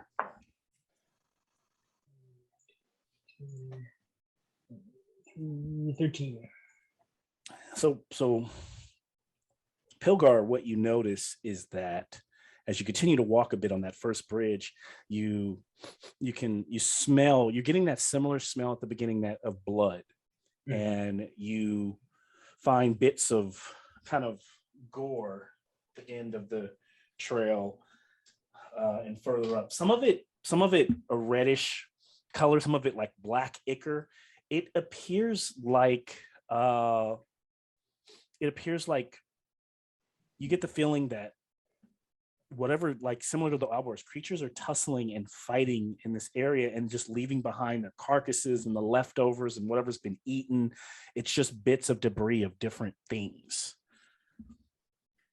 And it so far, depending, I don't know how far you go, but so far it leads you, across this bridge to that kind of center platform. Even from where you're standing, you can kind of see there. Now, I know, I always think it's weird that Dragonborns have no dark vision, so but doesn't make any sense. But so it's is kind it pitch black in here, or is it dim, or? Yeah, it's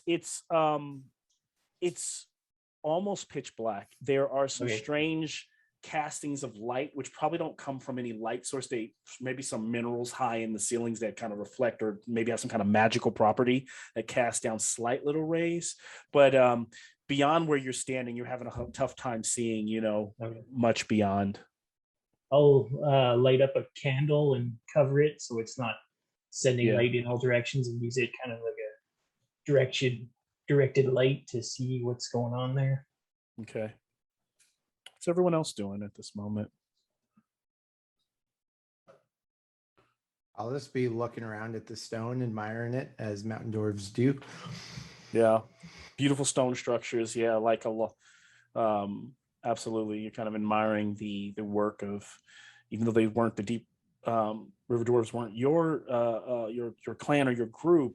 Definitely, it's like I said, it's the admiring that dwarven fortitude. And Corell is going to be staring directly down at the path, holding on to whoever is nearest to him, hoping that he doesn't fall. And down. Was that like that? So imagine with his small candle, Pilgar is able to, I'm sure Pilgar, you share with them, like, look, there's remnants of creatures, as you lean low, you start to follow, you can see like the gizzards, some entrails. Like, speaking in hushed tones, not to let my voice carry, make my way around the gore pile there. So the second landing, more of that gore continues, and then you see that the splitting, or the two different ways to go, as well as a path across this landing that where it seems like almost like there's a natural set of rocky stairs that lead downward across the bridge, and down that way, down those rocky stairs, there leads to like a small cave. So a small cave going that way. You don't really see where this one goes. These stairs just lead down into the darkness, the depths there on that side. And then straight on the other side, our dwarves would be able to clearly see that across the way from where they're standing, there also is it looks like a man-made ladder of some type. Man-made meaning like these were kind of created long ago, but they look, the structure, the piece over there looks a little different from the bridges here. This looks like a ladder thrown across. Okay. I want to go across and kind of investigate the ladder and see if it's sturdy or old. Okay. Now you are Umar. Yeah, so Umar's heading over there. And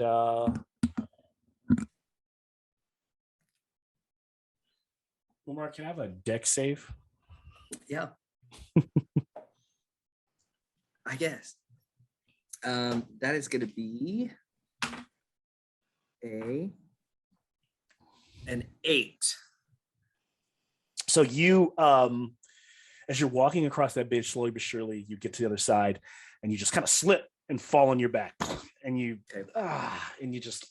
in a bunch of kind of this, it mixed in with some of that gruel in the blood is this kind of like sticky blackish ichor. And as you kind of stand up, nothing happens to you, no poison, no damage, but you just slip on some of that grime. Also revealing though that that more of that trail of those, the gruesome stuff continues on down that path. Okay. So then as you look over and see the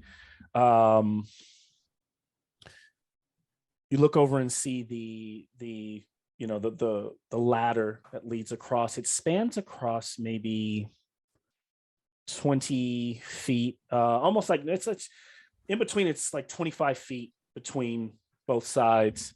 Looks a bit rickety, and it looks like it would definitely take some finagling, being, basically not being fearful of heights to make your way across it. Probably on hands and knees. And it was clearly so that's what I'll share right now. Okay. I call out, guys, there's more guts this way. Hey, watch your step, lad. Any gold? No gold so far. I imagine Carell is looking for it on the ground, like looking everywhere I can. I call it. Yeah. There's some gold over here. Yeah. Ooh. Yeah, I'll make my way across to Umar, I guess. I'd like to use my candle, or just before I move down, I want to use my candle flame to light a torch and toss it across the little gap there onto that landing, just to light it up over there a little bit. So tossing it over here. No, the one across the little gap. This one? Yeah, that one. Yeah. Nice. Yeah, you don't even need to, that being so close. Yeah. Breaking the bridge. It wouldn't, no need for a check there. You just kind of toss it, and it lands, illuminating that area about 30 feet, and you can see those stairs kind of going down as the torch is sitting there flickering in the darkness. Make sure there wasn't anything chilling out there in the darkness. Yeah. I mean, Nothing happens. Nothing's going on. No noises from the sudden burst of light. You're sitting there, you're watching. Suddenly a bunch of bats like flutter like past you and then head back into the other direction. Scare the bejesus out of me. All right, yeah, I'll travel down with them into this ladder situation.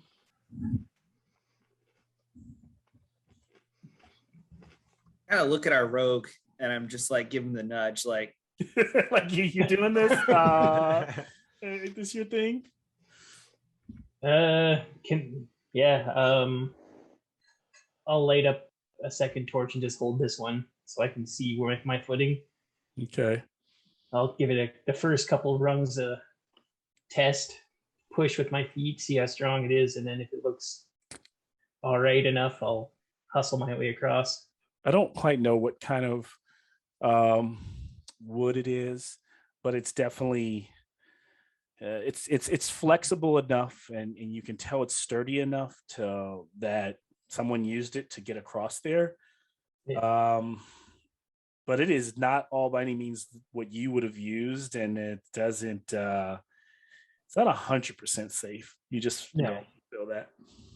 Yeah. Hopefully my footwork training is going to pay off here, and try to get across before it buckles. Right. So you are going to. Yeah. What now? Are you nimble on your feet? Gonna just run across? You going down on all fours? How are you going over there? I was gonna, nimble on my feet, just step across the rungs, holding the torch with my, with my hand, so I can see a little better. Like a madman. Yeah. Can you give me a acrobatics check? Yes, I can. 15 plus 9, 24. So you do that with ease. You just kind of saunter. He makes it look like, you don't even see his weight too much as he makes it all the way across. When you get to the other side, Pilgrim, can you give me a perception check? I sure can. 12 plus 5, 17. Okay. So looking at the path ahead of you, it seems to be an archway that goes into like a cave. And I know you don't it's like 30 feet ahead of you, there's a cave. And in that cave, you can see a slight flicker of light at the corner where it curves. I'll get my body between my torch and the door, so I'm not giving away my position. And then how far across is that? Like a normal speaking voice, can I tell them that there's you would ahead? In a normal speaking voice you could. It probably still might echo a bit. You'd have to kind of risk. I'll risk it to let them know that there's light ahead. What's everybody doing on the other side there? I'll pat Umar and Corral. I'll be like, you guys see how he did that across there? Never in 1,000 years will you ever see me do something like that. I kind of feel like I could do that. Maybe you two could throw me across. Yeah, so how does the other group plan to get across? You guys are the same thing, or any ideas? Pull a rope out from my bag and tie it to the rock there next to the ladder, and then I'll tie a stone to the other end and chuck it over so they can use that as a safety line. Nice. Okay. And that's about as best as I can do for them. Now, are you going to go one at a time? Are you guys going to try to tie yourselves to that safety line? How do you? Yeah. I guess I'll go ahead and tie myself to the line, and then I'm going to say, you guys hold back. I want to go alone, and I want to try by myself. Running across? Yeah. I'm not going to run across. I'm going to get down on like I'm climbing a ladder, but horizontally across. Okay. Climbing a ladder, horizontal across. So it's like I'm on my hands and knees, grabbing the rungs slowly. All right. That makes sense. Okay. So give me your acrobatics check. Oh, nat 20. Oh, I feel like there's been nothing difficult for this group this entire game. I was like, okay, well, all right, cool. Make it across. So yeah, just slowly but surely, Umar is working. I'm sorry, wrong miniature, but you know who you are. As I make it across there, this little dwarf, this fighter, long sword on his back, climbing across. Eventually, you make it to the other side. Whew. No problem. Then I say, come on. Suddenly at that moment, you start to hear this.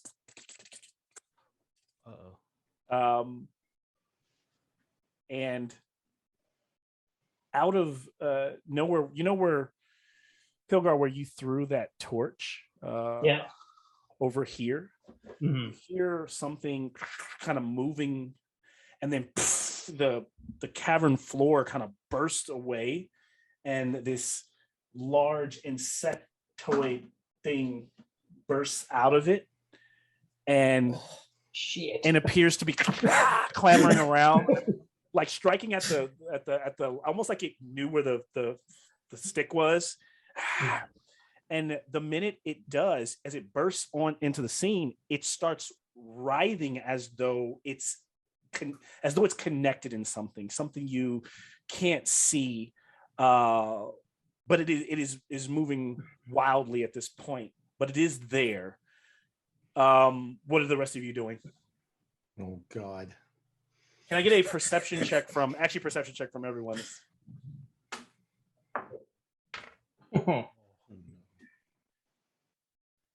9. So you need a pretty high one for this one. 16. 7. Okay, that's it. Okay, all right. So you guys, yeah, it's wildly moving. You're too busy to be looking around. You're just trying to get across there and get into the tunnel. This feels like one of those situations where, like, oh shit, like, how are these other dwarves on the other side? I mean, both Dougler and Castle. How are you guys, Carol? How are you guys reacting? What are you doing? I'll just slap Corral on the back, be like, all right, come on, let's go. I should immediately Time to go. sprint across. Don't even think about it. Just sprint right across the ladder. So you're just gonna go for it, just sprinting? Yeah. All right. With the hecticness of everything going on, it's going to be a disadvantage. Disadvantage sprint for the. And so what you start to see is this large spider descending from the ceiling on like a web, and it's attacking.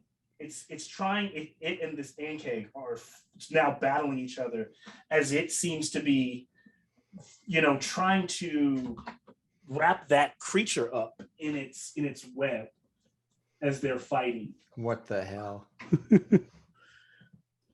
That's scary. Get me out of here. What'd you get? Oh, that's athletics, I assume. Yep. 13. Made it across. As you make it across, you feel as you're running across, you feel the middle flex, and you hear a crack, and then you make it to the side. No. It's just Douglas at this point. Come on, Douglas, it's easy. Suddenly the ant and it throws the spider, and the spider lands, like scatters over here, breaking the bridge, starts to shatter and pieces from down. The spider like kind of stands up, skitters up. You see the mandibles moving, Douglas, and then it looks, and those 8 eyes, like if we had a close up on him, we'd see Douglas' reflection in the eyes. Ooh, damn. So Yell whispering, I'll be like, throw the rope over. So who's throwing the rope to him? I'll throw it to him unless it's still tied to Umar there. Yeah, so you're trying to get it off of Umar as quickly as you can. You're like, and then so let me get a sleight of hand. That's probably good for you, Pilgar, as you throw it. Nat 20 plus a Last 20s in this game. So Douglas, you catch it. You it just comes right to you. He throws it perfectly. Douglas, you start tying that thing. Give me a survival check to see how well you hold it. Survival? Yep. 12. All right. So you feel like you've done as the best dwarven tie you can. Now what do you do? Now at this point, as the ant keg is working its way across the cavern, the spider lunges, like the ant keg lunges on its back, and the spider kind of moves, and the ant keg falls into the abyss. And so then the spider leaps over to your side and starts to crawl towards you. I'm gonna make a prayer and start running across the ladder. This little dwarven run. Yours will be a disadvantage as well. As you give me an acrobatics. Well, that's not too bad. 8. Oh my gosh. So you're running and you get to that middle point and it just snaps in half, and you start to like free fall. And as you slam against the side, you realize that 12 you rolled on the tie just starts coming loose, and it just starts slipping. And you're able to like grab it and reach up. I need a dex save, or you can do strength to grab onto the side of the mountain or fall to your death. Oh my god. Do it, Douglas. Just straight dexed? No, a dex save. Yeah, your best dex save, which Don't forget you your got dex save inspiration. Strength, you said? or strength, or you could do a strength save. Okay. And then how does your inspiration work? You just advantage. You get to re-roll it. You get advantage. So if you can roll, and I usually, if you failed, then you can re-roll it with an inspiration. I don't know if I failed, but we're good. What'd you get? What'd you get? I got 12. 12. It was a 10. So so as you're locked on, you're like holding on. You're able to you suddenly that rock slips, and you grab and you hold onto the rope as hard as you can, and you're just holding the rope. At that moment, the stalactite that's up top, it snaps, and all of you have to like dive and grab to pull him up. Strength save from everyone. Just grab the rope, grab the rope, grab the rope. Then I hear the crack. I got an 18. Okay. So you're all like And- Pilgar grabs, he starts sliding to the edge. I got an 18 as well. Oh, Karel's on there like, unless you don't want to grab it, you don't have to. No, I'll grab We like Douglas.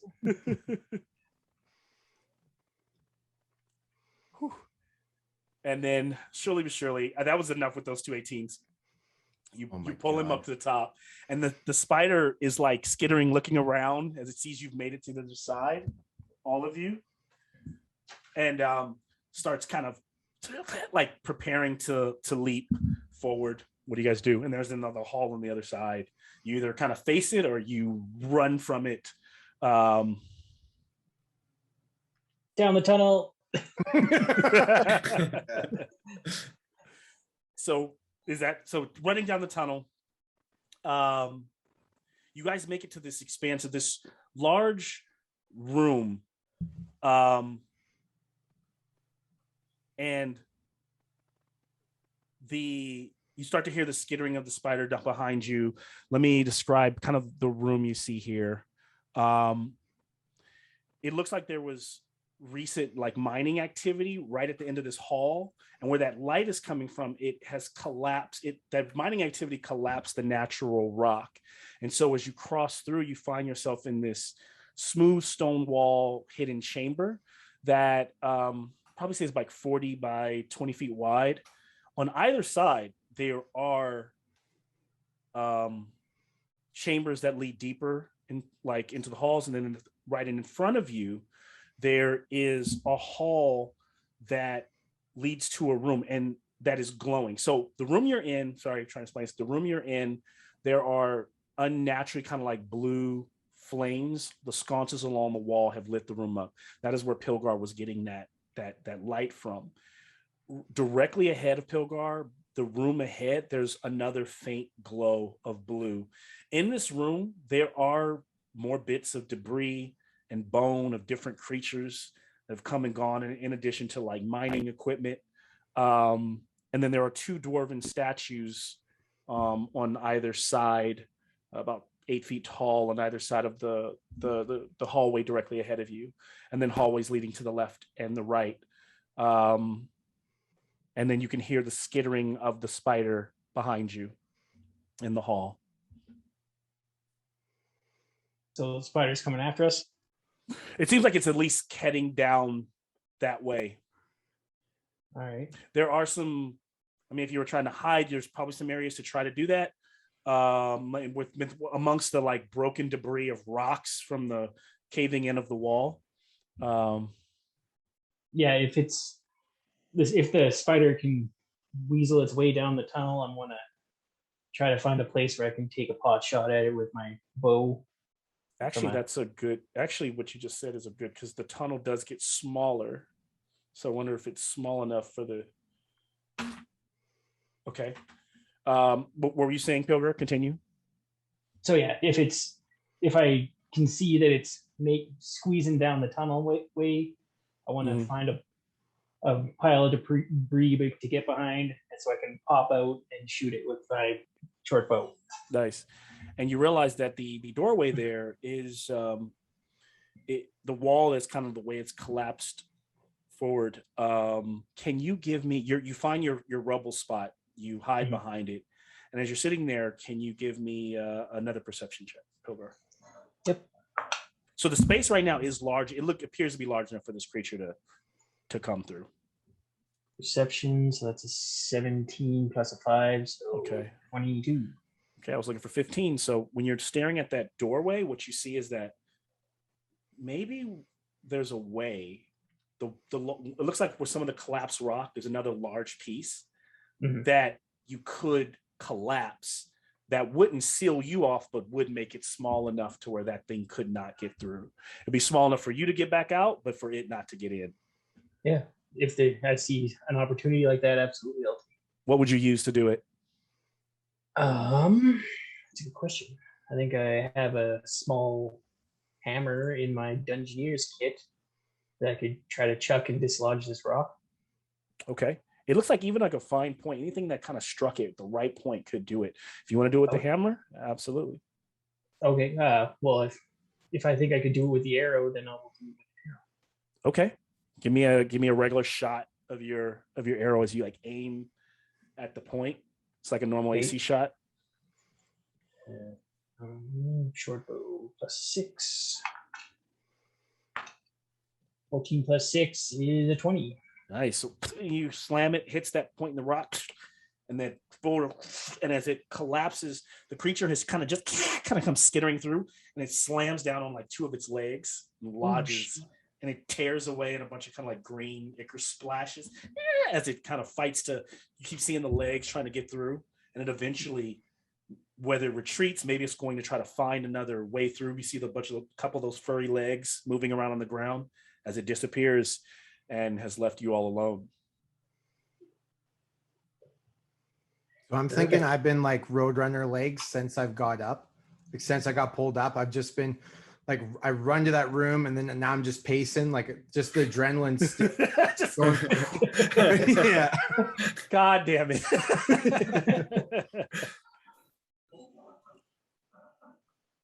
Can I get a wisdom save from everyone?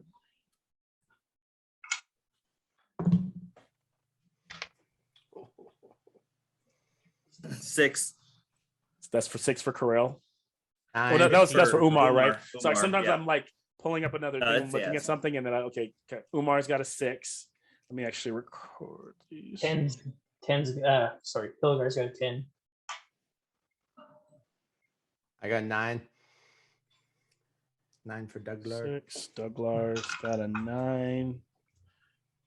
And then a 10 for Pilgar. And then what for Carell? 15. 15. Nice.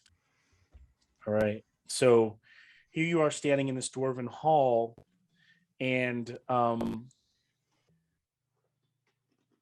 Umar, you're the first to begin to hear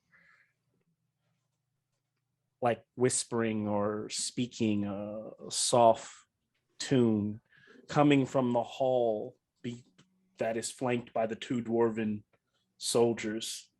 Beyond the 10-foot hall, you hear the voices kind of calling to you, and maybe 40 feet down beyond it, with your human eye, it's very hard to see. There is some flicker of torches inside that room, so you see the silhouette at a 40-foot distance of a woman in the darkness with her hand outstretched.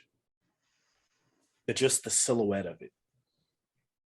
It almost feels like she's calling to you. Am I hearing my name? No. Okay. Can I do like insight to see if she seems like harmful or kind? Yes. Give me an insight check. A 13. 13.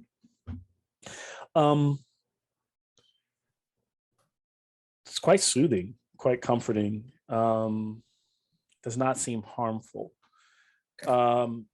You're still able to feel those strange.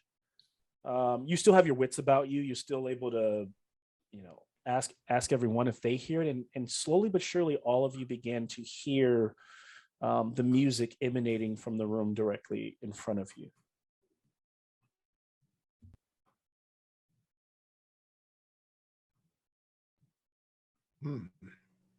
What so it sounds like music kind of?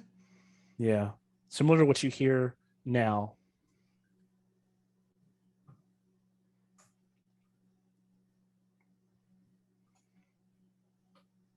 I can't hear anything. Oh, is there no sound? You guys don't hear it? I hear something, I think. Right there? I think on tabletop cinematic is muted. I don't know if that has it. Oh, that's weird. Maybe I lost has there been no sound for a long time? Yeah. Right. Yeah.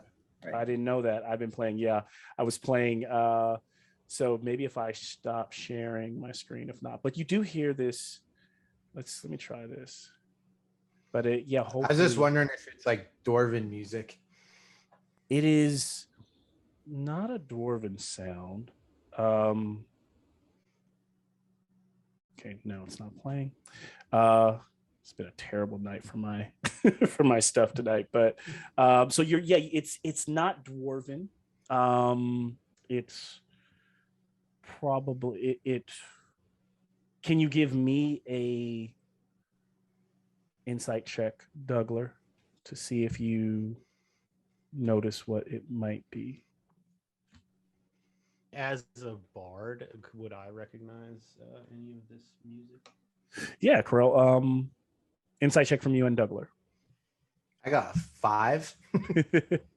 Doesn't seem to be dwarven, but you can't. 20. Okay, so Dougler, this song is you. What's strange is though it almost sounds phonetically like to be Elvish. It's also like layered in a way that you can't make out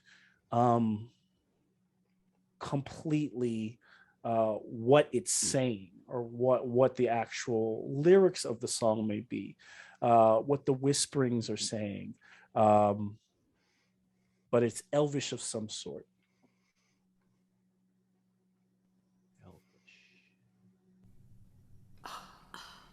In addition, Oh, it was there for a second.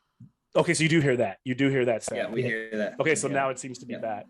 So it sounds. Can you guys hear that? I just don't want to like blow you guys' eardrums off. So it's so funny. I've been playing music sound this entire time. But so yeah, like you hear that, and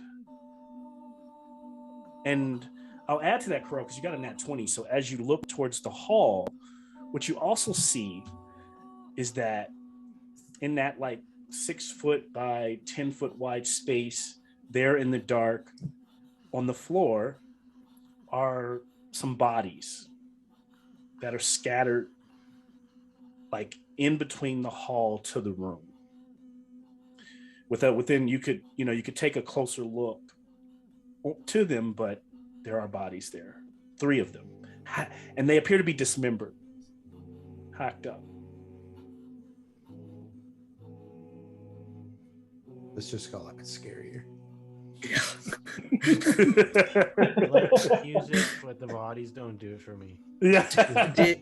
Has she moved this entire time? She has not. So you guys are here in this large chamber. There is the hallway leading to the room. The figure is somewhere in that room there.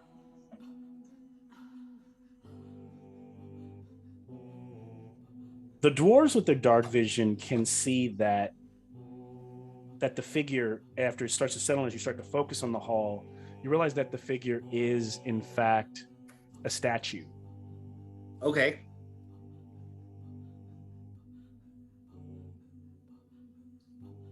And Guys, it's a statue. It's not a real person. Is it dark in there, or is there some of that torchlight in there? Yeah. So as you try to get a better look inside the room, what you can see beyond is that there is a chamber. At the center of the room, there is the statue. And from your, you can't get the full view, but from inside there, you can see that there, at the back of the room, you'll maybe flickering off the sconces on the wall, you can see the glittering of gold. Even with Corell's, eyes can see that there's treasure to be had beyond the hall. Much of it. You guys seeing this treasure? It's beautiful. I'm just taking out my warhammer. I'm getting heebie-jeebies. Can I check for traps? I guess that looks like something might be in that hallway. Yeah, give me a perception check as you look in the hallway. You're looking at the bodies a bit closer. That one. Oh shit. There are definitely no traps, guys. Yeah. I will tell you good. what it more looks like is that it could easily be trapped, right? It's just common sense, the way the bodies are hacked up. But what I will say with you, maybe with that nat one, you've never seen a trap like this. You don't know, you don't have a clue about where the contraption is to disable it. You don't know when it activates. And you notice that the bodies, both two dwarves and the remains of what might have been a bugbear, looked like they were adventurers in here.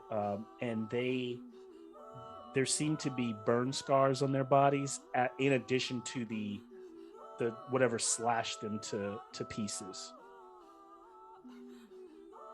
I also did not to share with you, in the room that you are in, there are also several large treasure chests that they're all open and they're empty, like no coins. So I saw Corell's face like very disappointed. So Every time. No gold here. So whoever was here cleared out the chamber that you're in, and are now we're heading into this one.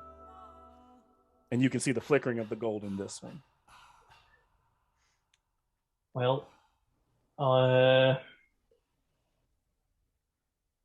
I'm willing to just do a little tumble and a springing jump and try to get through that.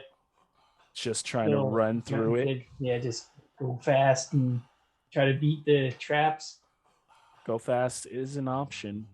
As you prepare yourself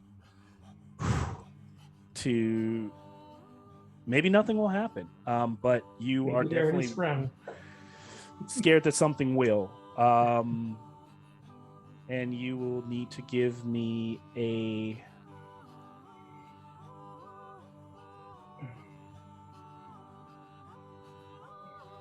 gosh, what am I looking for here? Can I have a acrobatics check? Acrobatics. 2 plus a 9, so we got 11. Okay. You start to watch as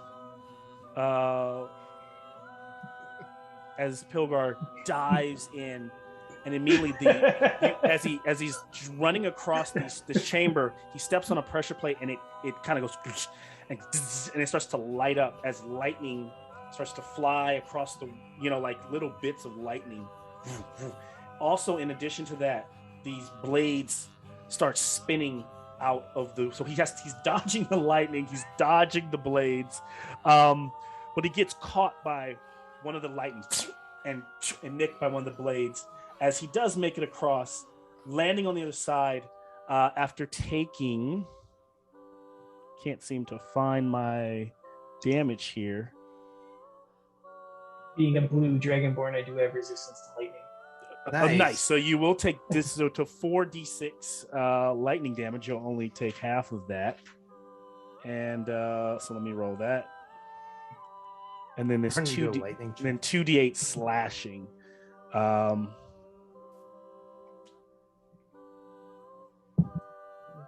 Sorry for taking so long. Let's see. So the roll you're going to take, it was a 10, so you take 5 for the lightning. Okay. And then the 2d8 of the slashing. One of the blades cutting you. 9 damage, 9 slashing damage. Okay. So you kind of skitter down. You feel that the tear across your back. You were able to absorb some of the lightning. And he's kind of standing there, kind of like just holding it all in, kind of like letting it roll off his back. And he looks to you all like, I guess that you guys can do it too. Unless. Well, is there any way trying to find as you stand there, Pilgar, can I have an Arcana check from you? Ooh, boy. All right, here we go. A 4. 4. Okay. So you're just looking around at this eerie room, but what you do notice, since you're the first one in the room, you just kind of starting to look around. You can see that there's this, like you said, this alluring song that's coming from this.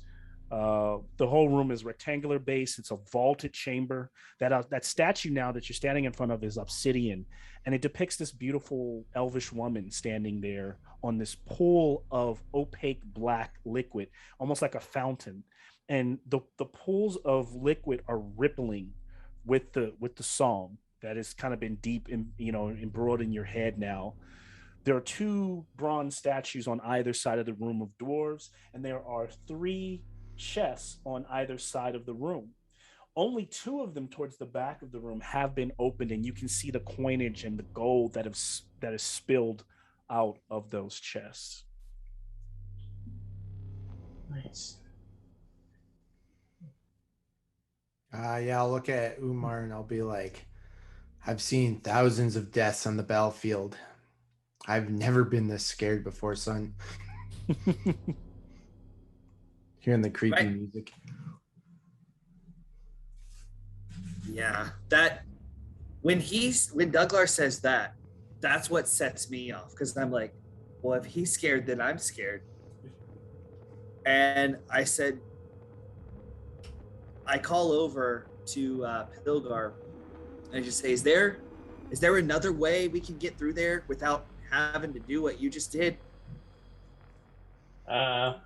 You see not any that I can doors? see, but I will look along the wall. Maybe there's a way to deactivate the trap.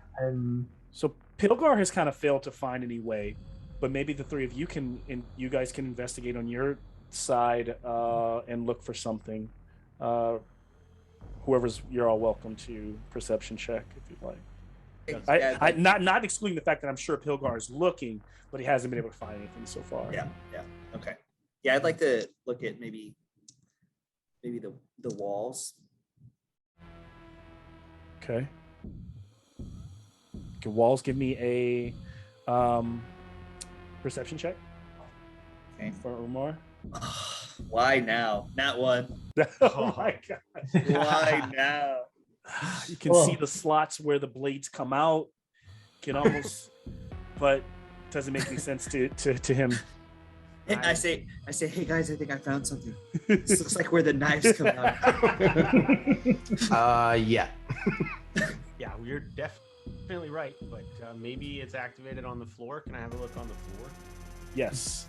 Carol, same thing, perception. Oh my god. 3 plus 7, 10. 10? Yeah. Okay. You're looking. You can see that there are these strange little glyphs in the floor, and those seem to be when you saw Pilgar running through, you saw that they reacted and they lit up, but nothing that you could actually affect. And lastly, Douglar. Douglar, I'll give you, since your buddies are looking, and they're sharing the same information. Do you want to? Are you looking for the same thing? I can give you a perception at advantage, since you guys have been kind of staring at it for so long. Yeah, I'm looking at the floor. Sure. 21. 21. So you do see it, and Douglar, it's maybe something about the runes that speak to you that's dwarvish. It's a spot on the wall where a piece of stone would probably need to be pulled out, but it's closer to you, not to Pilgar. So Pilgar probably could do it easier, but Pilgar would have to come back. So one of you would have to stand on the first plate. It's right here next to one of the bodies and try. You do get the feeling that if you fail, it activates. And if it was to activate on you, you would probably get disadvantage on trying to react to it. I'll do it. I've seen it. I agree.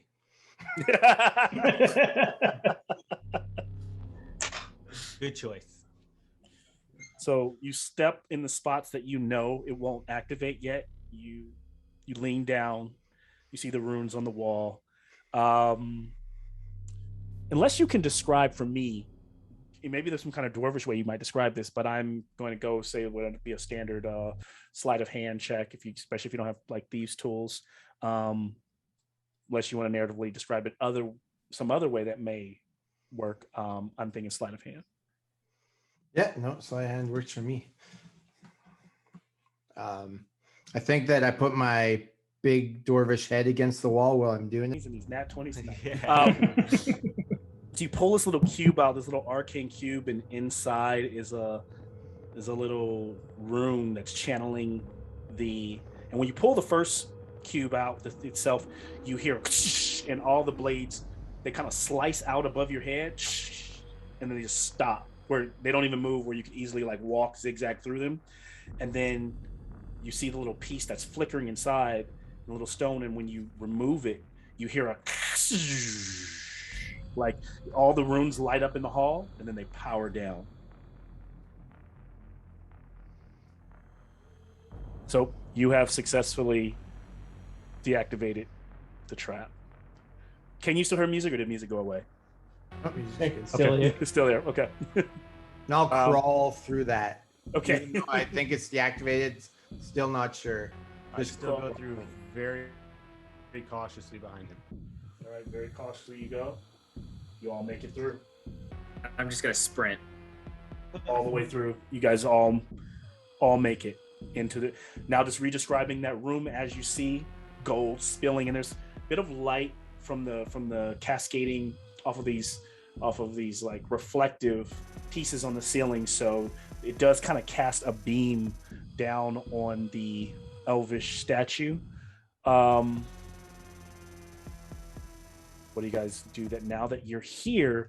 You still are like, and it's not the song that you're hearing now, but you guys are still hearing that enchanting song, but you feel like you've kind of gotten used to it. And so you've kind of pushed it out, maybe the back of your mind at this point.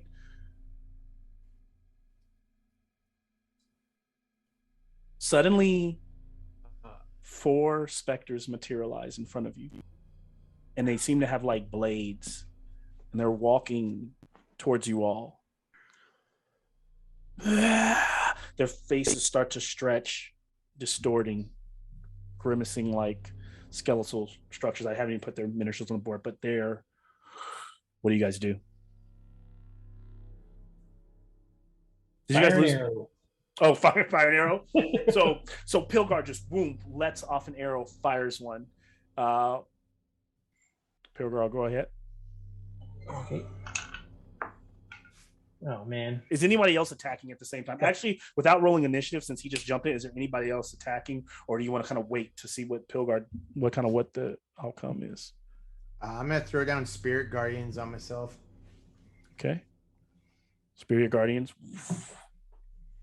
I'm going to just ready my sword and shield, but I'm not going to do anything. I'm just going to kind of go defensive mode. Nice. Okay. Pilgar, what's your arrow hit? I rolled a 9. A 9. Okay. Who has the lowest AC in the party? Probably me, I would assume. Okay, second to you. No, or me. What's you, Kirill? 11. Suddenly, Oh. an arrow slams into the wall right next to Kirill's head. And he's like, fuck, as you look and realize that Pilgar literally pulled the arrow out, aimed it at your face, and shot it. At that moment, you all snap out of it as you realize you all were seeing the specters. And maybe it has something to do with the music, but like you shot, that's to you, Pilgar, you saw the specter like dematerialize, but when you snapped out of it, you had just shot the arrow right It didn't hit. I'm sure 9 doesn't hit you. So it just lands in the wall next to Corell as that automatically snaps you all out of it. Now, That's strange. Arcana checks from everyone. It essentially was a weird Pretty sure trap. he's trying to take the gold, guys. Yeah. How about that money? He's trying to take it. And I got an 8. I also got an 8. Okay. 9. You need a little higher, Douglas. 9. Okay. You guys are confused when it comes to everything that's going on in this room. It's like 20 on everything else. You're like, I just don't get it. I don't know, man.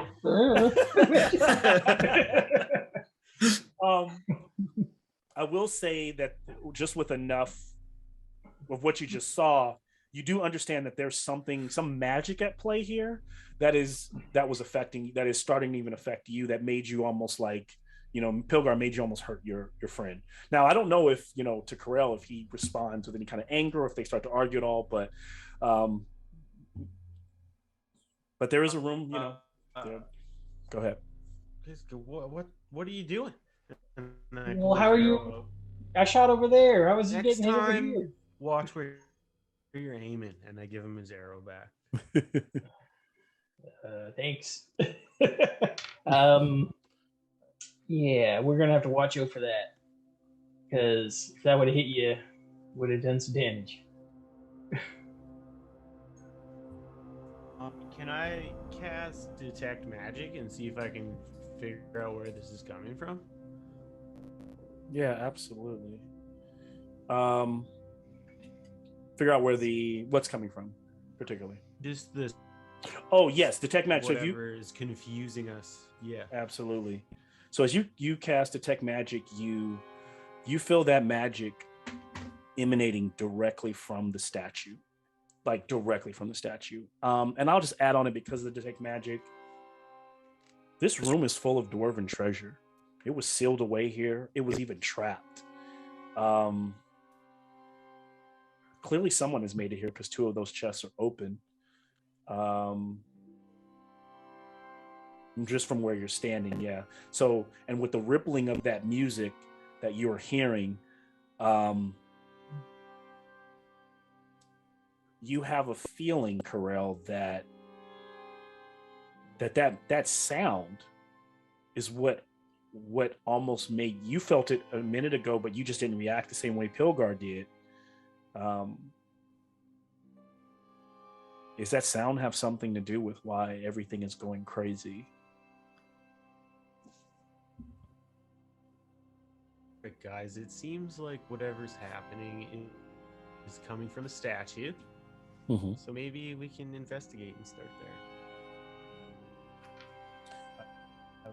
How would you guys investigate the statue if you do? Slowly. So Pilgar walks up to it. Is anybody going anywhere else in the room? Just everyone's just walking up to the statue? Or anybody like taking any, just so I know like where you are in the room, or? I'm just like right behind Corell. Okay. Oh, so sorry, I mean Corell's going forward, Yeah, right? I was like, huh? Pilgar, where are you going, Pilgar? I was gonna back here. Go towards that chest that's over there in the corner. This one? The one closest to me there. Yeah. Right there.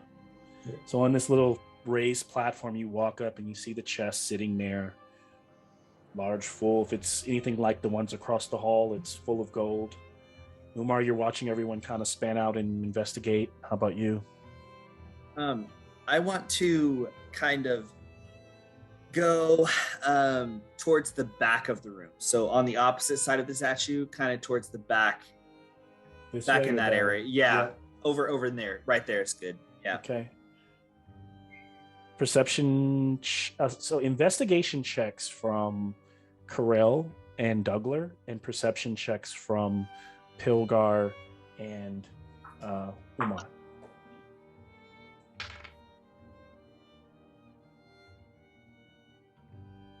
Pilgar got a 21. 21. Nice. 19. Umar What'd you get? got a 16. Okay. So you're looking at the chest, Pilgar, and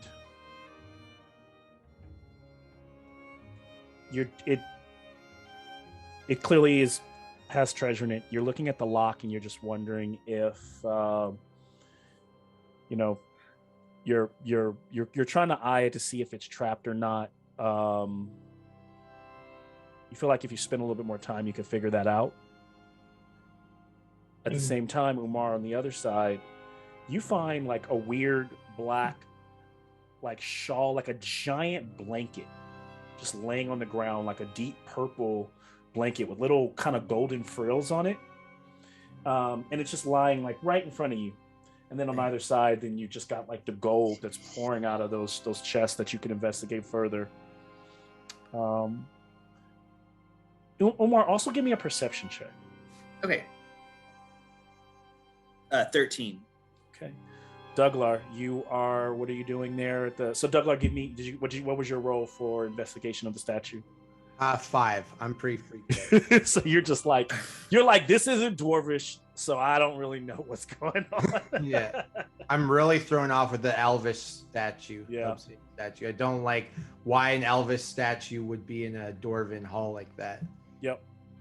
That's creepy. And Carell, what was yours? Actually, you're the one kind of 19. Nice. So Carell, as you look over it, you think you know why.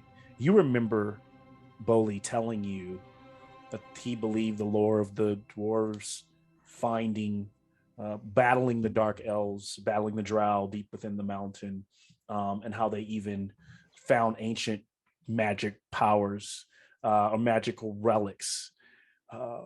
This might be one of those relics. Why they stored it here? Maybe to protect, maybe to seal it away, maybe to keep it from getting in the wrong hands, maybe to use it as a trap for anyone who would come here. But it is definitely emitting a very dark, sinister song that you feel is what's also been drawing all these creatures to the mountain, to where they're fighting like to the death. You also realize that outside where those steam was, this song, and maybe it's because also the animals, maybe they have a higher frequency, easier to hear this sound.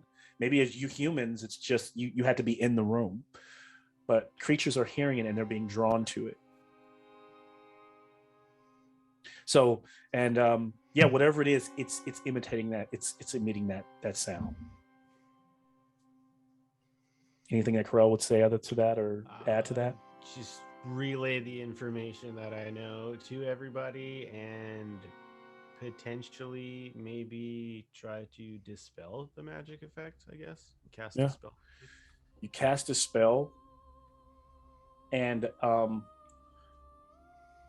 as you feel a really strong feedback, like the magic is way stronger than that. And it continues, like for a second, the song dies. And in that second that the song stops in all of your heads, it comes back a bit stronger. At that same moment, it comes back. At that 13 perception that Umar got, he looks up towards the ceiling as something is climbing down through a hole and leaps down and slams down in front of him. No. It's a creature. All over the place now. Where are things when you need them? Oh, Stephen, Maybe there won't be a creature. Something big.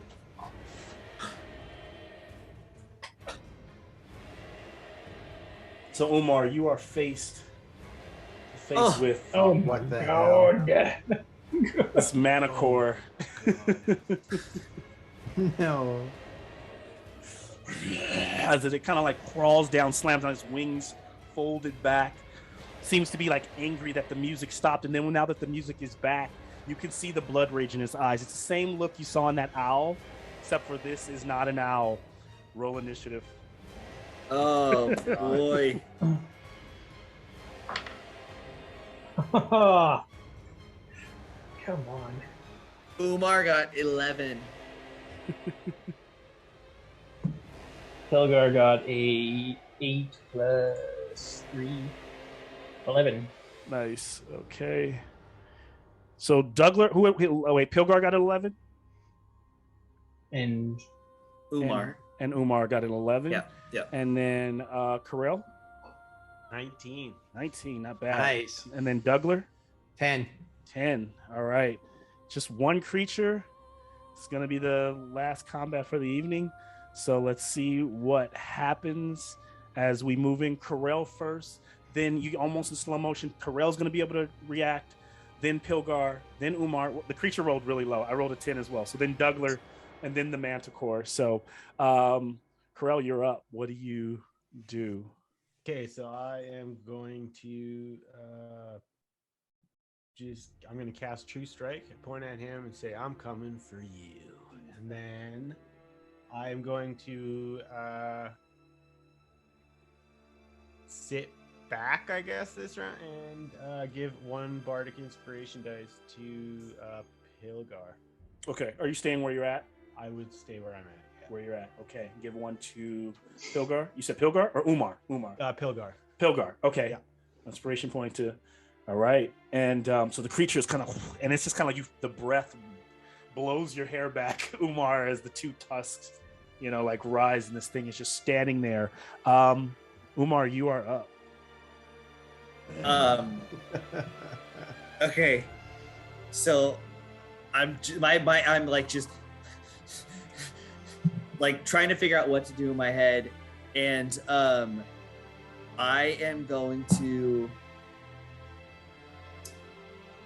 gonna try to just book it backwards as far and fast as I can, kind of reset a little bit. Okay, you will take opportunity of attack. Okay. Because he's right in front of you. So 5, 10, 15, 20. Right here, or a full dash, or just a movement back? Just a movement. Okay, is that fine where I put you? That looks good. Yeah. You cannot take my song. And he just reaches out to swipe and attack with one of its claws. I will not allow it. Why can't I attack? Roll my. All right, so he nat 20 with that claw for a 28. 2d6 plus 8 slashing damage. And so I imagine that in addition to you running, the slash across your back throws you, so you're like, ah! You kind of go landing. You land on your feet, but you feel the slash in your back. Okay. He starts to kind of pace like a lion. Huge arms, wings folded back, and then you see this tail that's moving like a snake with a large stinger on its end. Dougler.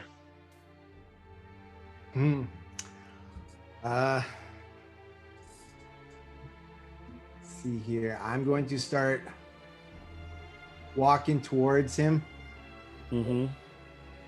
Let's see here. Which one's Umar? Sorry. Umar's the yellow dwarf right next to you. Okay. And Turn back. And I'll just kind of, while I'm walking by, my boy, we're going to have to kill this evil. And I'll walk, I got 20 feet towards him. All right, so 5, 10, 15, 20, puts you about right there. 20, or 25, sorry, that's my moving speed. And then he'll have to do a wisdom saving throw for the guardians. All right, wisdom save for the guardians. Which are dwarves, obviously. Yeah, I'm sure their dwarves are spinning around as he... Yeah. And he will roll a 4. Sure, that's a fail. Yeah. Right. As these dwarves start slamming into these spirits that are flying around you as you go rushing into him. That's 3d8 radiant damage. Oh. They start to pummel him. Get off of me.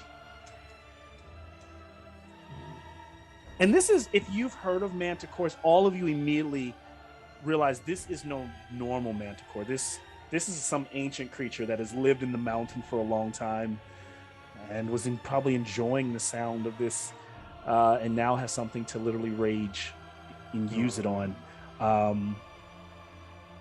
What was the 12 radiant damage. take all 12 of that? Ah! The blast shudders against his face. Anything else you'll do there? I guess it's not an action. I'll take the defense action. Like, just for my. Okay. Got it. So you're defending. All right. Then we move from you, then Dougler, to the creature. So then, bearing down on you, Did we skip over me? Oh, I think I did. I'm so sorry. Pilgar, It's you all should have good. been. I knew it felt weird that the creature was going. Pilgar, you were right after Corel. So if that happens again, you're after Corel. Yeah. You're Okay.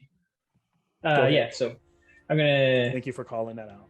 Didn't want to get too far ahead here. Anyway, so yeah, I'm gonna use. Since he hasn't taken an action yet, that triggers my assassinate, so I get advantage on the attack roll. And since I have advantage, it triggers my sneak attack, so I'm going to shoot him with my short bow. Okay. And I'm using the inspiration that was given to me. So that's an 18 plus a 7. I'm assuming a hit. 18 plus 7 plus. You do hit. Okay. Plus 6 more. Okay. Alright, so that's 6, 7, 8, 9, 10, 11, plus 3, 15 damage. Take it. And then I will move 2 beside the dwarven statue that's ahead of me. Right there? Yeah. Okay. So as you're kind of running in, the creature kind of leans on his hind legs and his wings open up. And it almost like he's invoking as these, as his tail kind of like hovers in, you see like the spike or the stinger shoots out but as it shoots, it kind of bursts like a magic burst, and it turns into 4 like shock like magic missiles, and they just go raining down, flying into all of you as it'll be 4d6 plus.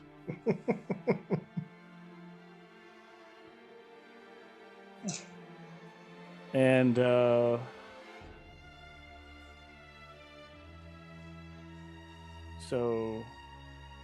okay, so sorry. Oh, geez. So let me see here. So Umar in front of you. I'm gonna have Umar takes 2 and damage as one of them rains into you. Dougler, you're gonna take 3 damage. Pilgar, you're gonna take 3, and Corel, you're gonna take 3 damage as they kind of like fly into you. And I can use this. So as a reaction on the same turn, Pilgar, after you shot me, I'll use the tail spike as a reaction. So he'll roll 1 more for this. It's not going to be what I just did, but just a regular tail spike. Hey. Yep, you saying something? Okay, so 22, does that hit? 2 hits, yep. All right, and so you need to 1. I need a con saving throw from you. Okay. We got a 17 and...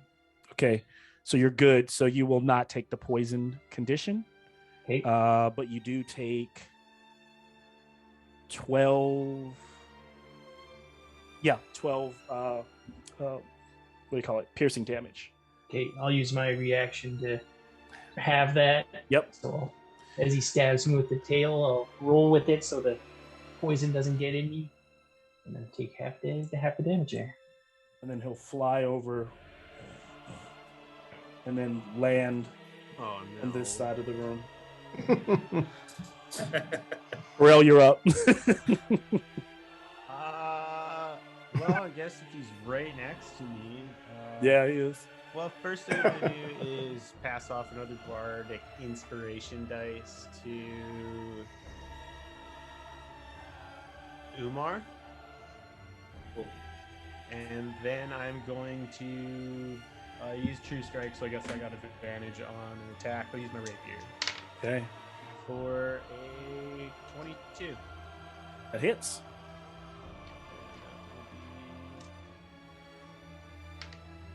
And that will be 5 damage. Take the 5.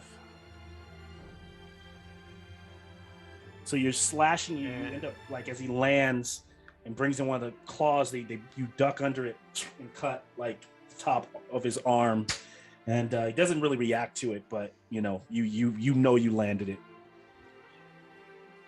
That's right. As you do that, kind of camera panning over to Pilgar. Unless I skipped anything that else you're gonna do, Pilgar, Nope. you're up. That's it. And you're by that statue. If I move him out of the way, you're. Oh, yeah, I see. Yeah. Yep. So yeah, with him being that close, I'll drop my bow, pull out the short swords, and attack. Nice. All right. So that's these. And you have a feeling that like this is not this creature's like normal like attack pattern, but he's just like, again, like these creatures that you've been meeting there, he seems to be more intelligent than these other beasts, but still raging off of the sound and the music. Okay. Corell, I'll also say you rolled the lowest when you heard the song, right? Umar did. Umar, you gain 1 inspiration point on it's specifically for attacks, because the more you fight, that song is starting to get louder in your head, and you're trying to get more comfortable with it, and it's making you want to kill this thing. Okay. All right. So I rolled a 2 for my attack, but I'm going to use my inspiration. Okay. Rolled a 3 this time, so that's a miss. Yes. So yeah, it gets doesn't move. So he's like, done. Silly dragon thing. He's kind of like stepping out of the way of everything that you throw at him. Slashing. And then as you slash, it just kind of like brings like his claw, and like one of his nails just like blocks with your blade and just throws it back. You almost lose it, but you're able to hold on to it. Umar, you're up. So I remember what Douglar said, and I start to just kind of get angry and start to understand, like, we have to kill this thing. And so I just pull my sword and I charge at it, and I start to swing at whatever I can, whatever I'm closest to. All right, one sword attack. Here we go. A 20. That will hit. And it does 5 damage. Slashing. Yep. And with my second attack, I'll go ahead and swing again. Okay. And that's a 23. It's hitting. So you're just like going in on this thing. And it does 5 as well. 5 more. So he's like starting to just swinging violently, and all of you you notice like just the way Umar is fighting is almost like a man enraged. Damage is being done. Umar, And you know what? Yeah. I'm gonna go ahead and use action surge and do another attack. Nice. Yeah. and he's and starting that's to an bat his wings, and you can tell he's starting to lift up off the ground. It's 8. All right. 18. Sorry, 18. Okay, Yeah, 18 yeah, will yeah, hit. Yeah. And that does 10 damage. 10 damage. He is like from the blows, from the 2 blows that you've the multiple. Because you have one more now with action surge, right? You just did 3. Yep. Yeah. So yeah, you're starting to wear into this creature. Okay. Not looking good for him, not you. 20. Yes. Oh man. And I'll use that inspiration on this one. Yep. Inspiration. And it does Nice. it does 9. So 9 more damage. Damn. I'm fighting like a monster right now. Just fighting wildly. I mean, like those 4 blows, all of them connecting, the creature starts to reel back. And there's a moment where you can tell in its eyes, similar to that shift you saw in the owlbear, there's that moment, Umar, as it looks back at you, whereas in the owlbear, you saw the shift of like, where am I at? Whereas this thing, it goes from like, I am the demon to like, almost like, what are you? Like, you know, like, what am I fighting? That's the shift. So this tone starts to shift here. Dougler, how do you take advantage of this? Little tear comes down, just, that's my boy. I'm gonna drop the spirit guardians. I'm gonna use guiding bolt. Spins around. That bolt goes flying out.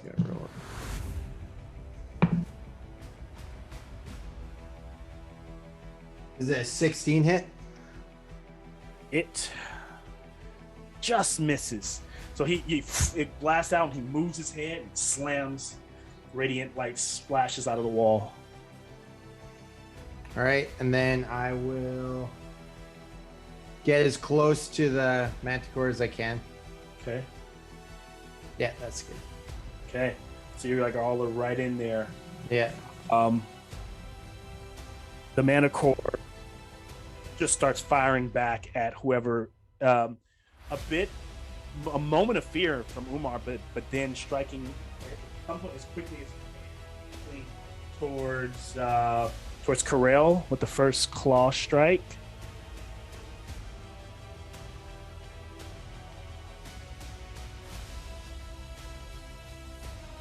It's not going to hit. Jeez, with an 8, and then the next claw strike. Let's see, keeps that up. Sorry, next one will be a claw, bite. Next one's a bite. Trying to bite Dougler. Complete. Another 13 is not going to hit you. And then the tail spike flies up, and that one goes for Umar. Or 15 hit? Nope. Jeez. Those are all terrible rolls. 3 attacks, and they all utterly missed.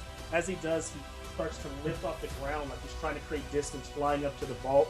This does provide opportunity of attacks for anyone that wants to go for it. So I think you were all next to him, right? Yeah. Trying to. Yep. So anyone can make an attack as he's like lifting off the ground here.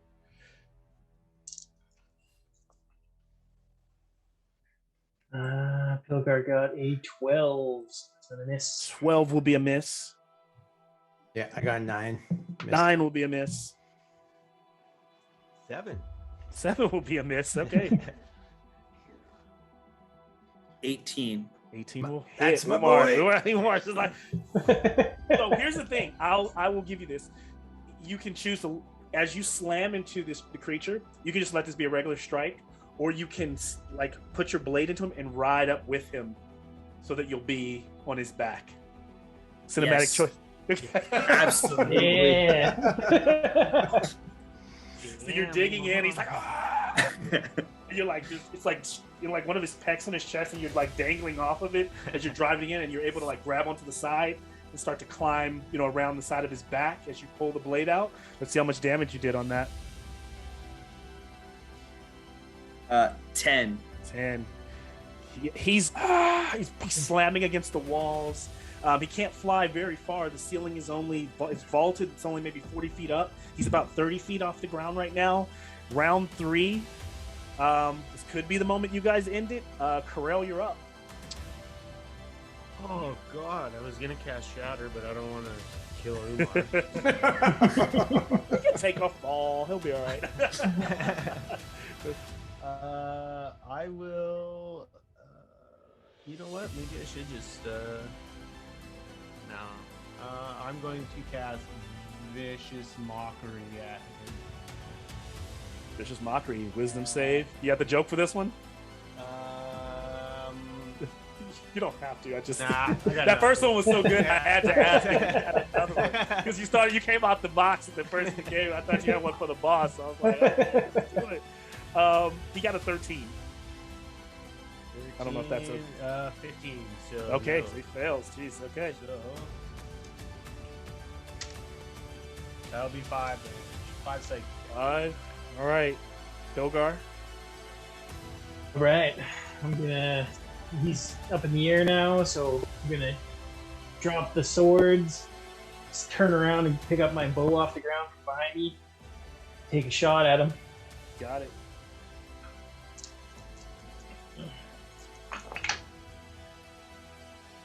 So 13 plus a 6 is a 19.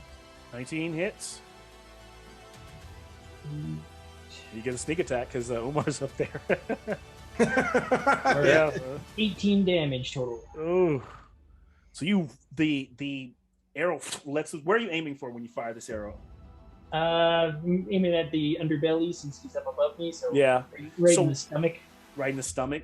And so he's already been slashed across here where Umar dug in, and he's flying up, and he's trying to shake him off his back, leaving his stomach exposed. And right where like the belly button area would be, it jams right into his gut, and he lets out a huge, like painful scream. And you see him starting to kind of bleed out, and you all realize you have this. Is there anything else you want to do movement wise, Umar?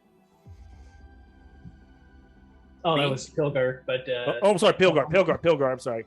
No, I'm good. Pilgar and the Umar. I'm sorry, you're changing with Pilgar. Anything more? no, I'm good, thank you. Nice. Pilgar, Umar, and Douglar. Yeah, it's like a lot of R's. A bunch of R's. Douglar, here in a dwarven chamber, what do you want to do, man? This is just, you realize you and this party that you come together with, weeks ago you were finishing off a bugbear, and now you're taking on this thing, and you think you've got the upper hand. Yeah, I thank Moradin for giving Umar strength to be a true dwarven warrior. And I use my warhammer there as like kind of to aim my spell, and I'm gonna do guiding bolt again. Guiding bolt. Can I give me the And, roll for it? I'm gonna use inspiration for it, so I get advantage. All right. Natural 20. Oh, shit! Yes. Nat 20 so you're doing guiding bolt from the hammer. Yeah. You clutch it and it begins to like light up. The song, it's almost like the song, the blast coming out of it ceases the song in all of your minds, and instead your dwarven, those champions that were around you, those spiritual guardians, you hear the songs of your people filling the room, like pushing back. You see Douglar's eyes lighting up. Go ahead and give me that damage. All right, 4d6 radiant.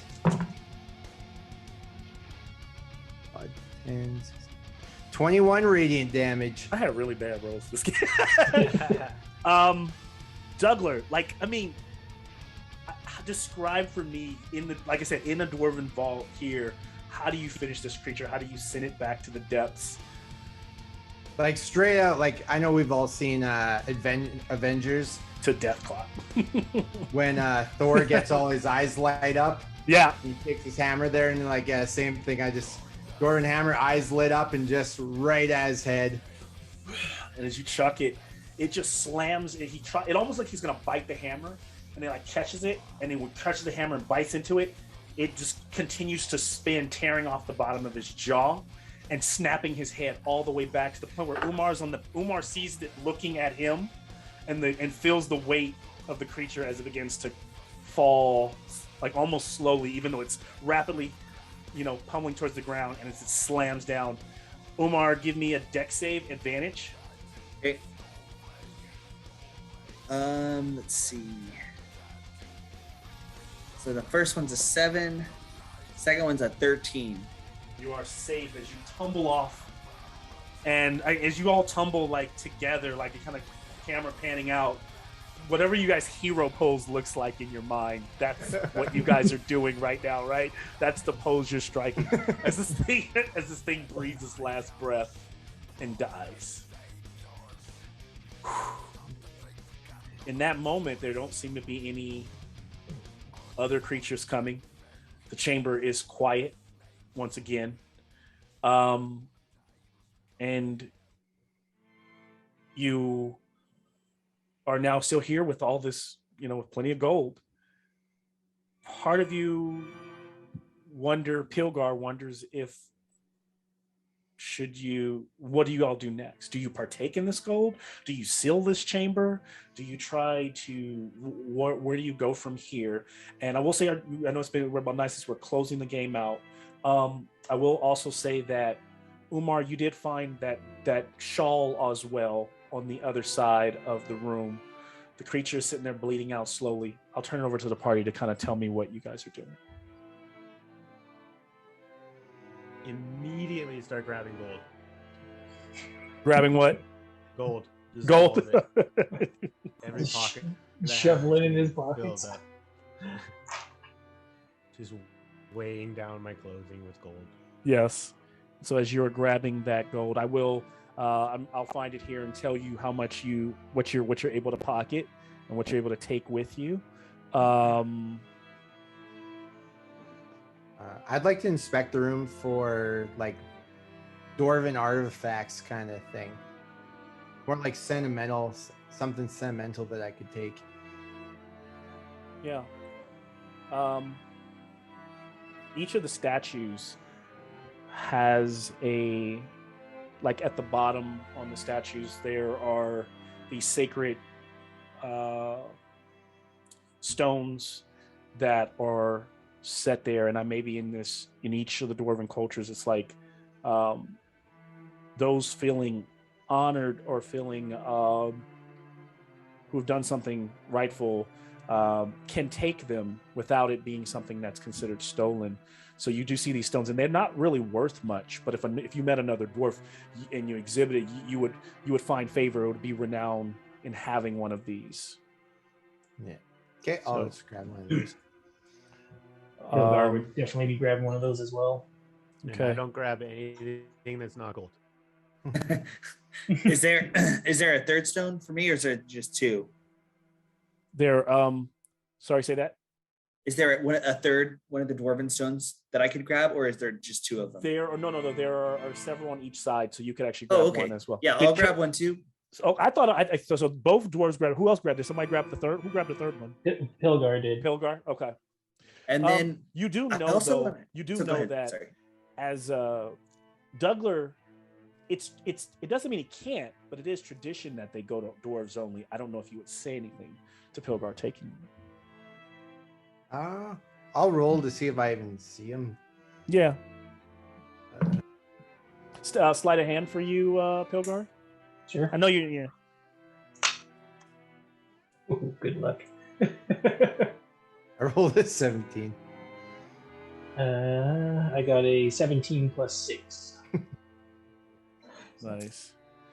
Don't even see it. Don't even see it. So without opening any of the other chests, there's a lot of gold here, but that you could Corel physically take with you on one trip.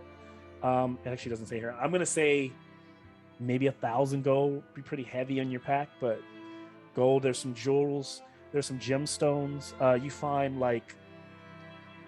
there's 20 gemstones that are worth 10 gold each. So yeah, you've hit a payday. Now, and you do know that the rest of each of these treasures all hold gold as well. But if that's if you're just taking from what's open, yeah, good with that. I want to real quick before we leave. I want to check the shawl, the black cloak that was on the floor. Yeah. As you look at it, you can give me insight, or you give me investigate, or you can give me history. Okay, let's see.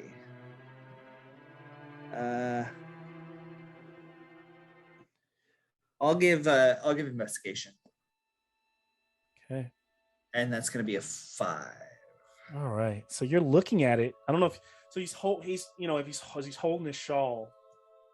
You're like, what is this doing in this chamber? It's large, like a giant blanket.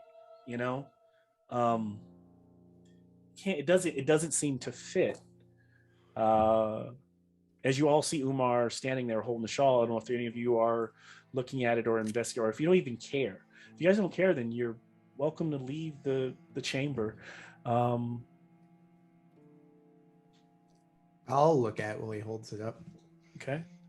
I'm just gonna count my gold. Okay. So this will be the last chance to inspect this shawl here. Oh, Belgar, were you going to? I wasn't really gonna look at the shawl, but I was gonna take a claw and try to remove the poison stinger from the manticore. Oh, absolutely. You'll find somewhere where you can either use that, you can turn it into something or a weapon of some type, or you can sell it. You're over there hacking away and pulling that claw. Could even make for a poison dagger. You know that the residue left over in the stinger could make for something a rogue could use later on. So you do take that. Okay. Investigate or history from Douglas. Last chance. Do history.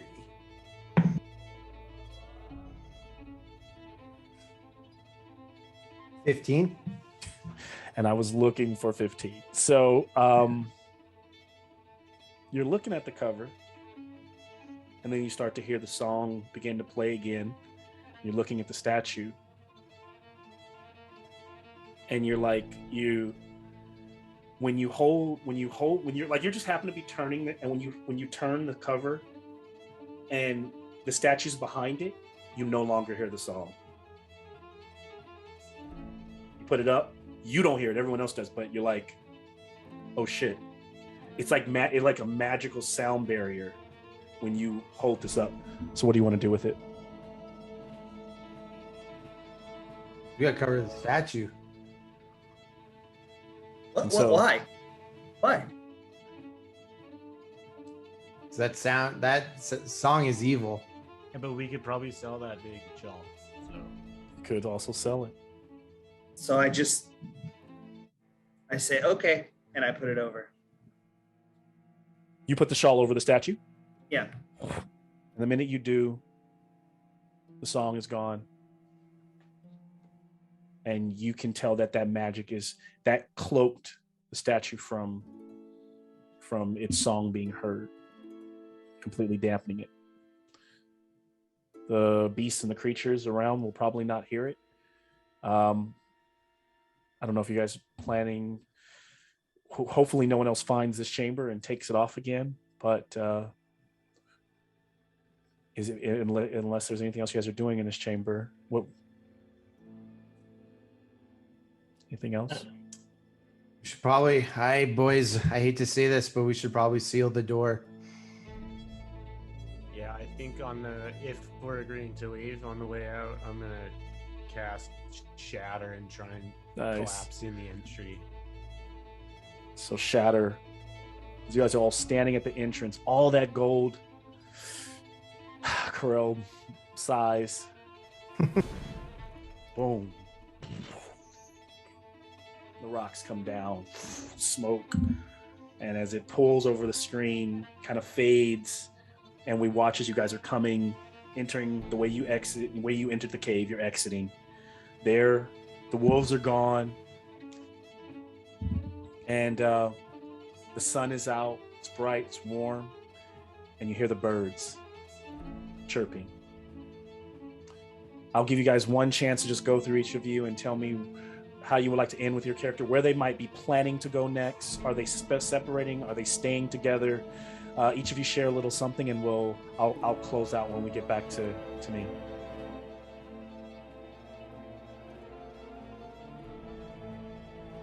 I would like to just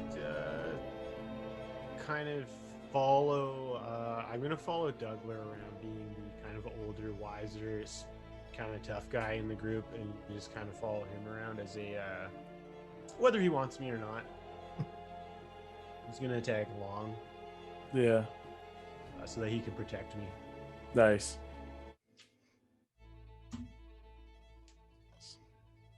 Anyone else? Yeah. And you don't have to if you don't feel like you're compelled to share anything. You don't have to. I'll go. I want to turn to Douglas and just say, thank you. I have something I need to do. Thank you for your guidance, and I learned a lot. And I turn to the other guys and I say, spend your gold wisely. And I say, until we all meet again, if you ever need me, call on me and I'll be there beside you. And my plan is to go back towards the house that we started at and start helping the older lady get her farm back together and that sort of thing before I move on to my next adventure. Nice. You did good. Yes, you were a hell of a warrior. Oh, you were attacking that thing like a man possessed. It was beautiful. And Douglas, anything, or is that? I think maybe I did everyone. So, No, well, Pilgar, when he gets out, he'll be bandaging his wounds since he's bleeding pretty heavily. yeah. And I'll let the party know that I will travel with them until we reach town. But now that I have some tokens of my adventures, I can re-see my master assassin, and hopefully these accolades will be proof enough that I am worthy of the master. Now, thank them for all their help. I couldn't have done that without them. Nice. I'll walk up to Pilgar and I'll hand him the greater potion of healing that Bully gave me. Say, hey, drink up this knockoff hippie shit. It'll probably help you. It's not as good as my stuff, but it should help you with your wounds. And I'll just make a prayer that we got out of there safe. And then, I was planning to retire, but looks like I'm going to have to look after you young adventurers a little bit longer, I think. Nice. And so they begin traveling to where I know that they will leave and split with Umar. And somewhere midway through the forest, they see a pack of wolves traveling who don't kind of move on, don't pay them any mind. And at some point, in a small little alcove, they see two little baby owlbears kind of rolling around, playing with each other. And as they look behind, right in the middle of the two owlbears, is a tree stump, a very familiar one. And they see the two, they see eyes open in the tree stump, kind of give them a nod, almost like a face in a tree.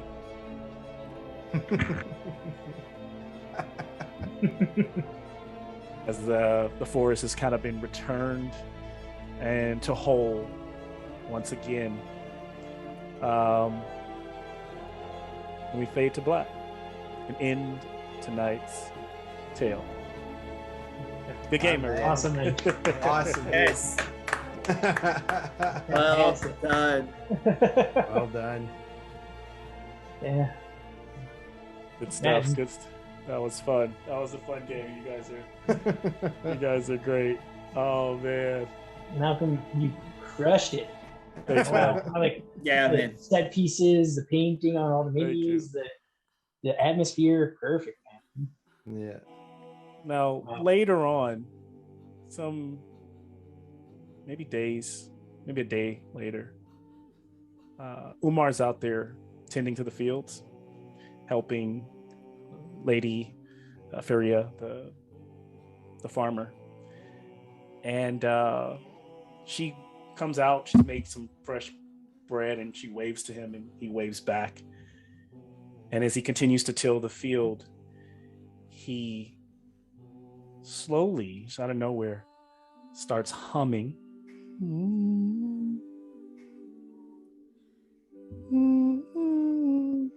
Humming the song that he couldn't shake, the song that he used all that rage. He hears Pilgar saying, "Man, you fought like a madman." And as he's humming the song, he grabs the scythe and he turns towards the farm. We don't know what he's gonna do, but we crash to black in there. Good game.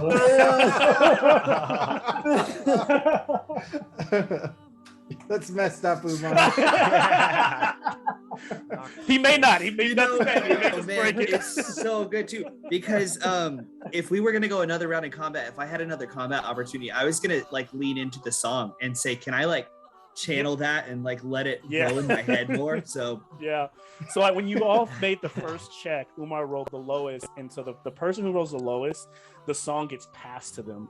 And then they kind of have to fight it inside, like they have to kind of deal with it. So it doesn't mean he's complete madden, but yeah, it's like with him, right? Like he has to fight that. It's like his demon now to bear. He's gonna murder that lady for sure. And also, when you said you were going back to the farm, I was like, oh my god, how terrible! That lady is not good for free. Wow.